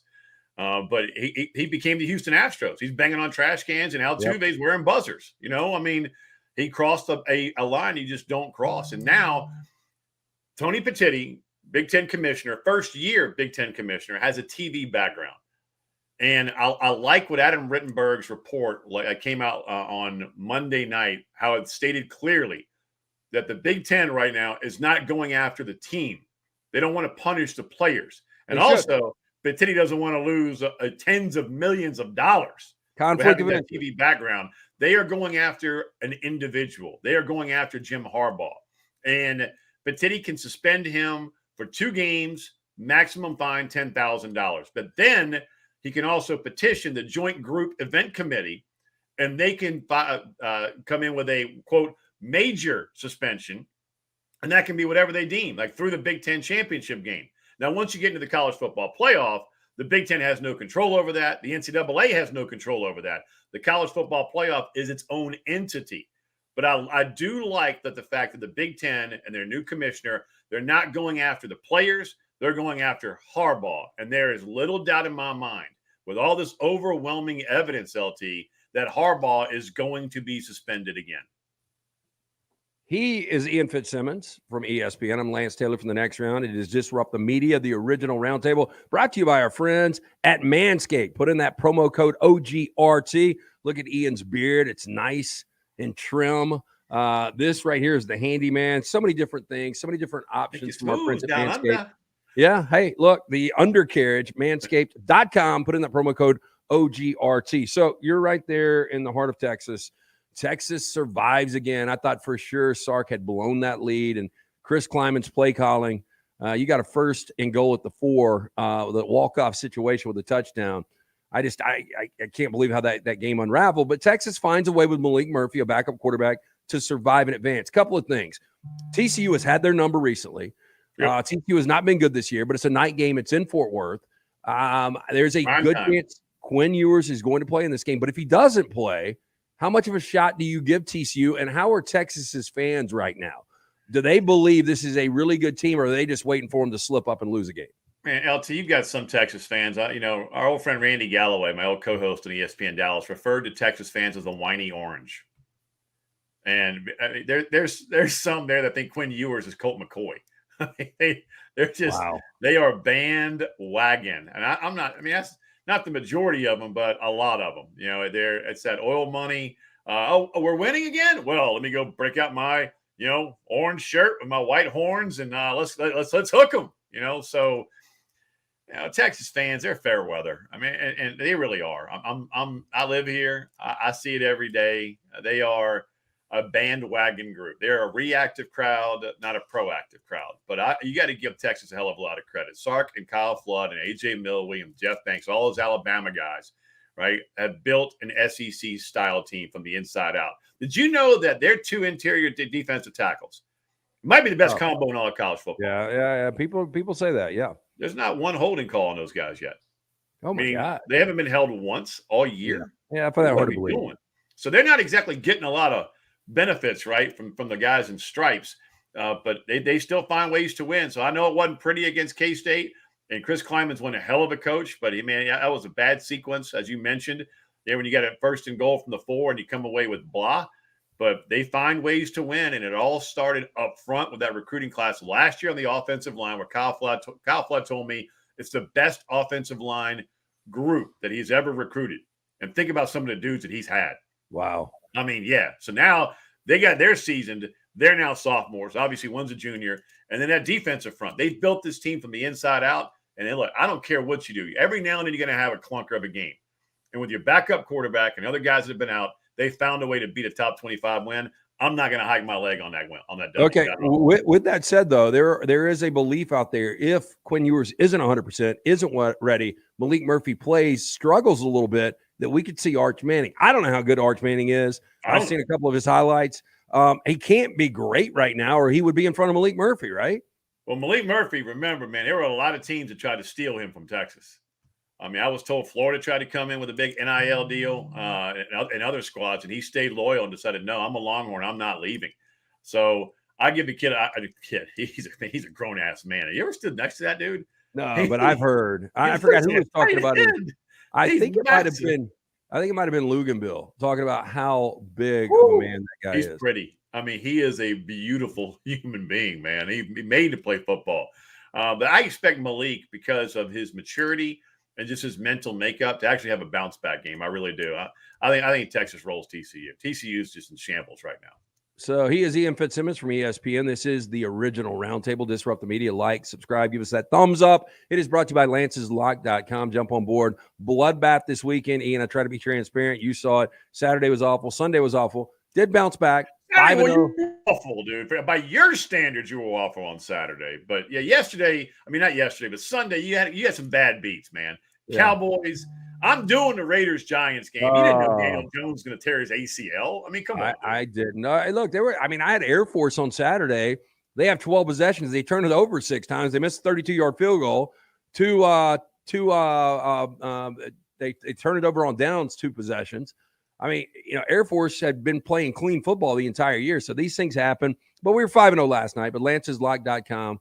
Jump on board. You had the Chargers last night. Thank you very much. Did have the Chargers last night. Got into the settlement number with that. Appreciate it. That Jets offense is it is next level bad Jets right now. The line, man. Yeah. You and I can go sack Zach Wilson. And that's that's championship defense. So I know Jets fans, Garrett Wilson, Breece Hall, a lot of frustration right now in New York. So you're heading to Athens, one of my favorite college cities on the planet. This weekend. Give me a restaurant recommendation, man. Leland from Georgia, one of their sports information directors, hadn't gotten back to me yet. What do you got? Okay, well, for your party Friday night, this is not going to work. But just for a quick lunch, you know who just opened a restaurant there? Who? Our boy Will Haver, another Taco Mama. Come on. Yeah, they just popped it up right there on campus. Woo! Yeah, right That's downtown lunch. area. There we Yeah. go. We So got a there you late go. kick, man. That's lunch on Saturday. I'm in. I forgot what it's called, but I had a Okay, meal help me. there. It is fantastic. I will figure it out for you. It's something like it had like an RV park logo, the Getaway. I'll find out and I'll text All right, you. It is come on. fantastic. And they've got great steaks, everything. You guys will love it. Good wine selection. Be right up your alley. But the game, I mean, nobody's talking about vino palate is so advanced. Well, you drink it. Ole Miss, I don't know how good they are. I said this today. Lane Kiffin, he has earned his money in Oxford because they're always pretty good. I don't think he's had any great teams. I don't think he's threatened with a championship. But this would be by far his career signature, biggest win, not even close. And then you start to take Ole Miss seriously as a contender. I don't think it's going to happen, but you're going to be there. How do you see this one playing out? Well, first of all, I had Lane Kiffin last year in the Texas Bowl and against Texas Tech, and he had a great line in pregame, just kind of after they go and pad up and sitting there talking to him and said, "Hey, it's kind of impressive. No opt-outs in this game." And he looks at me and goes, "Yeah, you can go impressive, or we got to recruit more first-round picks." Yeah, that's the way to look at it. That's how his mind goes. Like, yeah, okay, you can say we're all, all these guys are loyal and staying in, or we ain't got that elite talent yet. Yeah. Now, I think Q Judkins is an elite talent. I like Trey Washington at safety. I pride of Trustville, right? You at Trustville, but man, this is a daunting task. I mean, they're a big double-digit dog yet again, and I'm with you. If he were able to pull this off. That is his signature win. But I think Ole Miss, to your point, I think you phrased it very well. They're a really good football team, but they're going up against a great football team. And you can say Georgia didn't have their fastball against Missouri, or Eli's guys are just that good. I have flipped on Eli. I think he's a good coach. He's not overwhelmed by any situation. I can't believe they blew the LSU game. I mean, realistically, they should have one great loss, if you have a great loss out there, in the Georgia game. And outside of that, they should be undefeated. And I think he should be in the conversation for at least SEC Coach of the Year. Yeah, I mean, he'll answer anything, man. You go, hey, do you put honey on a peanut butter sandwich, or is it just jelly? And he'll give you a great answer. I mean, anything you want to go. Do you do a swirled ice cream cone, or do you just go with vanilla or chocolate? I mean, so is he the closest we've got to Mike Leach right now? Not nearly the charisma. Yeah. I mean, now you're going. That's. Well, we just don't have that. It's dead. That's first ballot, right? Literally. I told you the story about Leach when I asked him about playing at LSU, and he gives me the best part about going to LSU is you see a live tiger. I mean, and then we go down mascots and we get on the rodeo clowns. I mean, and call rodeo clowns the best athletes in the world. I mean, that's Mike Leach. But Eli, I would say, is as close to that as we're going to get. You can ask that dude anything, and he will give you an answer. He sat down with Marty and McGee. Have I told you this story? No. You can go look it up, and it is priceless. Marty Smith, Ryan McGee, great dudes, good show. Awesome. Just great humans. I mean, and just love them some football. Rednecks like me. And he asked Eli about, I think it was the K-State game, week 3, right? And yep. And they said, how important is this? And he goes, well, if you read the papers and whatnot and check the internet, if we lose, I'm going to be sitting with you guys on that set, so we better damn win. I mean, he embraces it. I mean, he's awesome. I mean, so to your point, though, I mean, he's a heck of a coach. He's got a remarkable quarterback. I think Brady's is probably underappreciated when it comes to. I had a bad interception this past week against Georgia, but that's going to happen. I mean, he has played flawless football up until that moment. No doubt about it, man. So Ole Miss has now to go. Kirby is doing this, right? They had his number 2. And then we had a close game against Missouri. And he's going to use that where everyone's, they don't think you're that good and blah, blah, blah. I mean, he is going to hammer that home. That's also one of the things, in my opinion, Ole Miss has got to deal with. But one of my favorite players in football is Q Judkins, proud of Pike, Alabama. Yeah, and I was going to ask you, do you think, and I haven't seen his team or his player prop on his rushing total this week, I would probably put it at 82.5 just because guys don't go out and go 100+ on Georgia. But much like Ollie Gordon last week, they knew. I mean, Brent Venables was all about stopping Ollie Gordon, and they couldn't do it. And I think Alex this Gordon is, should be in Heisman Trophy conversation. oh yeah, Sorry, I man. said that. I agree with you 100%. But you know, if what about Q? Judkins goes He went out, for over a hundo against that Texas A&M front. That doesn't happen.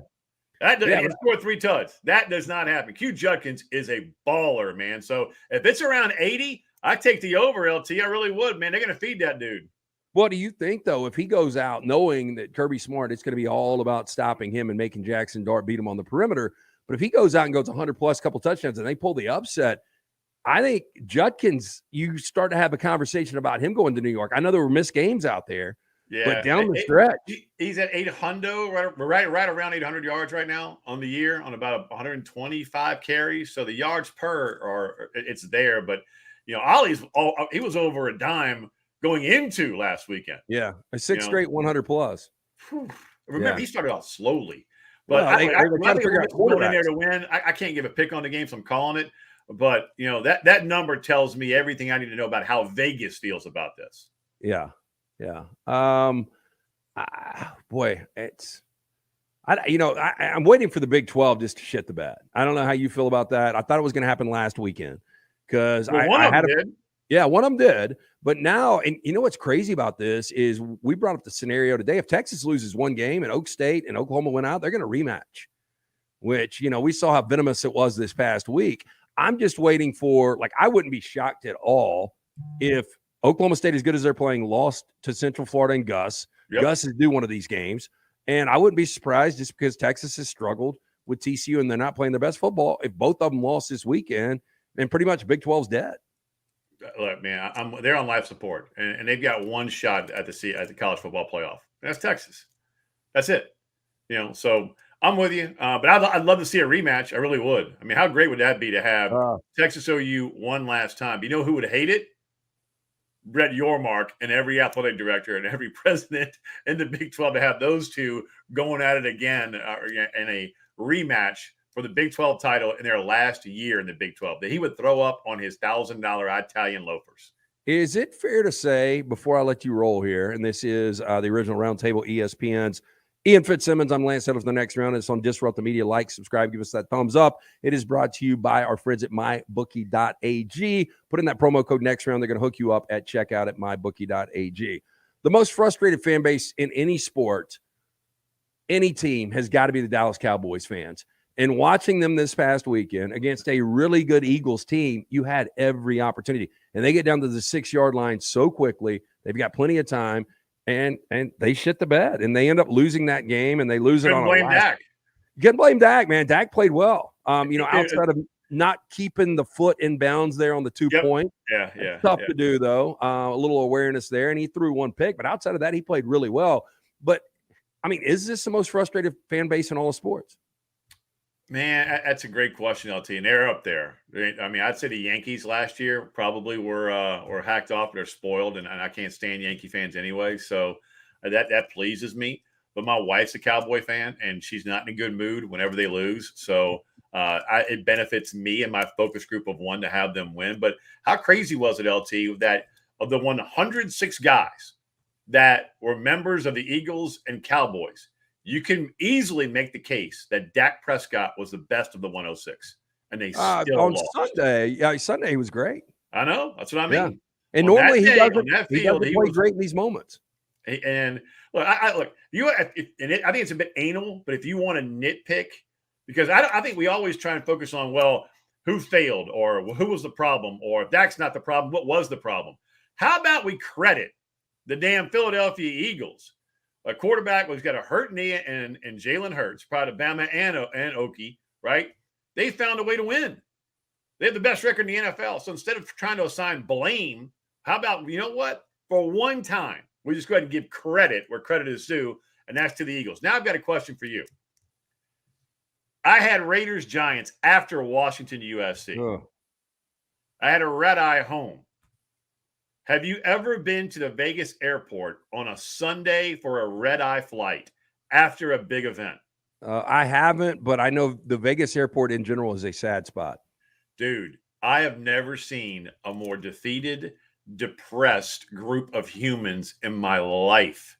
than what I witnessed at the Vegas airport. Now, The Sunday scaries at the Vegas airport are a real thing, man. I mean, I should have videoed it and sent it right to you because you, of all people, would appreciate it maybe more than anybody else that I know. The anxiety in that airport makes me, it's McCarran, it makes me very uncomfortable, especially on a Sunday. It is insane. Folks, if you've never been, it's worth it just to go and see that because you're going to realize, you know what? My life ain't that bad. Yep. I got it good because those fools, I mean, it was one dude's over in the corner, like sucking his thumb in a fetal position. I mean, I can't make that up. You got one guy just walking around in circles, screaming at someone in his ear, right? He's on his phone. Why don't you shut the hell up? I didn't mean to do it. I'm like, okay, he just lost his rent or his mortgage.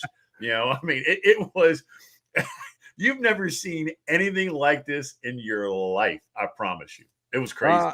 Better gambling movie, The Cooler or Molly's Game? I'm going to go Molly's Game because she's got game also outside the movie. And it's a remarkable story. I was an Olympic athlete. Yeah. I didn't realize this till I saw the movie. I knew her story. I didn't realize her brother was Jeremy Bloom, who was a hell of a football player at Colorado. Yeah. And Olympic skier, right? I mean, He was one of Under Armour's first clients. I mean, I mean, Molly Bloom was a remarkable, she did all the flips and stuff, right? Yeah. That was. Yeah. And she was hot. Oh, smoking. Yeah. And then she ends up running the biggest card game in Hollywood, hacks off an A-list actor, and then it goes to the Tobey Maguire, by the way. Was it? Yep.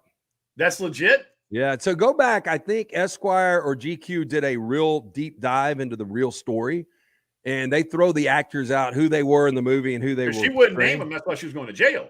Yeah. Yeah. They finally got named, but Tobey Maguire is he was Michael Cera's character. He was the dick. Yeah. And was so belittling to her and would just do the most petty things. So I've never liked him. I didn't really like him before, but after hearing you really don't like him? Yeah, I really don't like him because who've been in the industry, you really don't like him. Her side hustle is airtight as it gets. I mean, to be able to have New York Yankees and Russian mobsters playing with you, that's pretty strong. That's stronger than new rope, man. That's what that is. And it still got popped, right? But Alec Baldwin, back before Alec Baldwin was having a lot of problems, was great in The Cooler as a casino boss. Yeah, I got to go back and watch that one, man. And people watching us right now or listening to us are going to go, wait, you're not mentioning casino. You're not mentioning, dude. I just threw two randoms out there. Yeah, I know. But Molly's Game, if you're going to give me those two, I'm going with the Olympian. Okay. He is Ian Fitzsimmons, the original roundtable, always brought to you by our friends at Manscaped. Put in the promo code OGRT. They're going to take care of you at checkout. Holidays are here. Great stocking stuffers, a variety of great products from our friends at Manscaped, manscaped.com. The code OGRT. Good stuff. Enjoy Athens. Paradise something. It's coming back to me. That restaurant. Just text. I will have it to you in 10 minutes. Anybody else? Give me restaurants. I need Friday dinner and I need Saturday lunch. Well, I got Saturday lunch. I'm going to Taco Mama. So there you go. I got to support our boy Will. Perfect. Safe travels. Talk to you next week. All right, brother.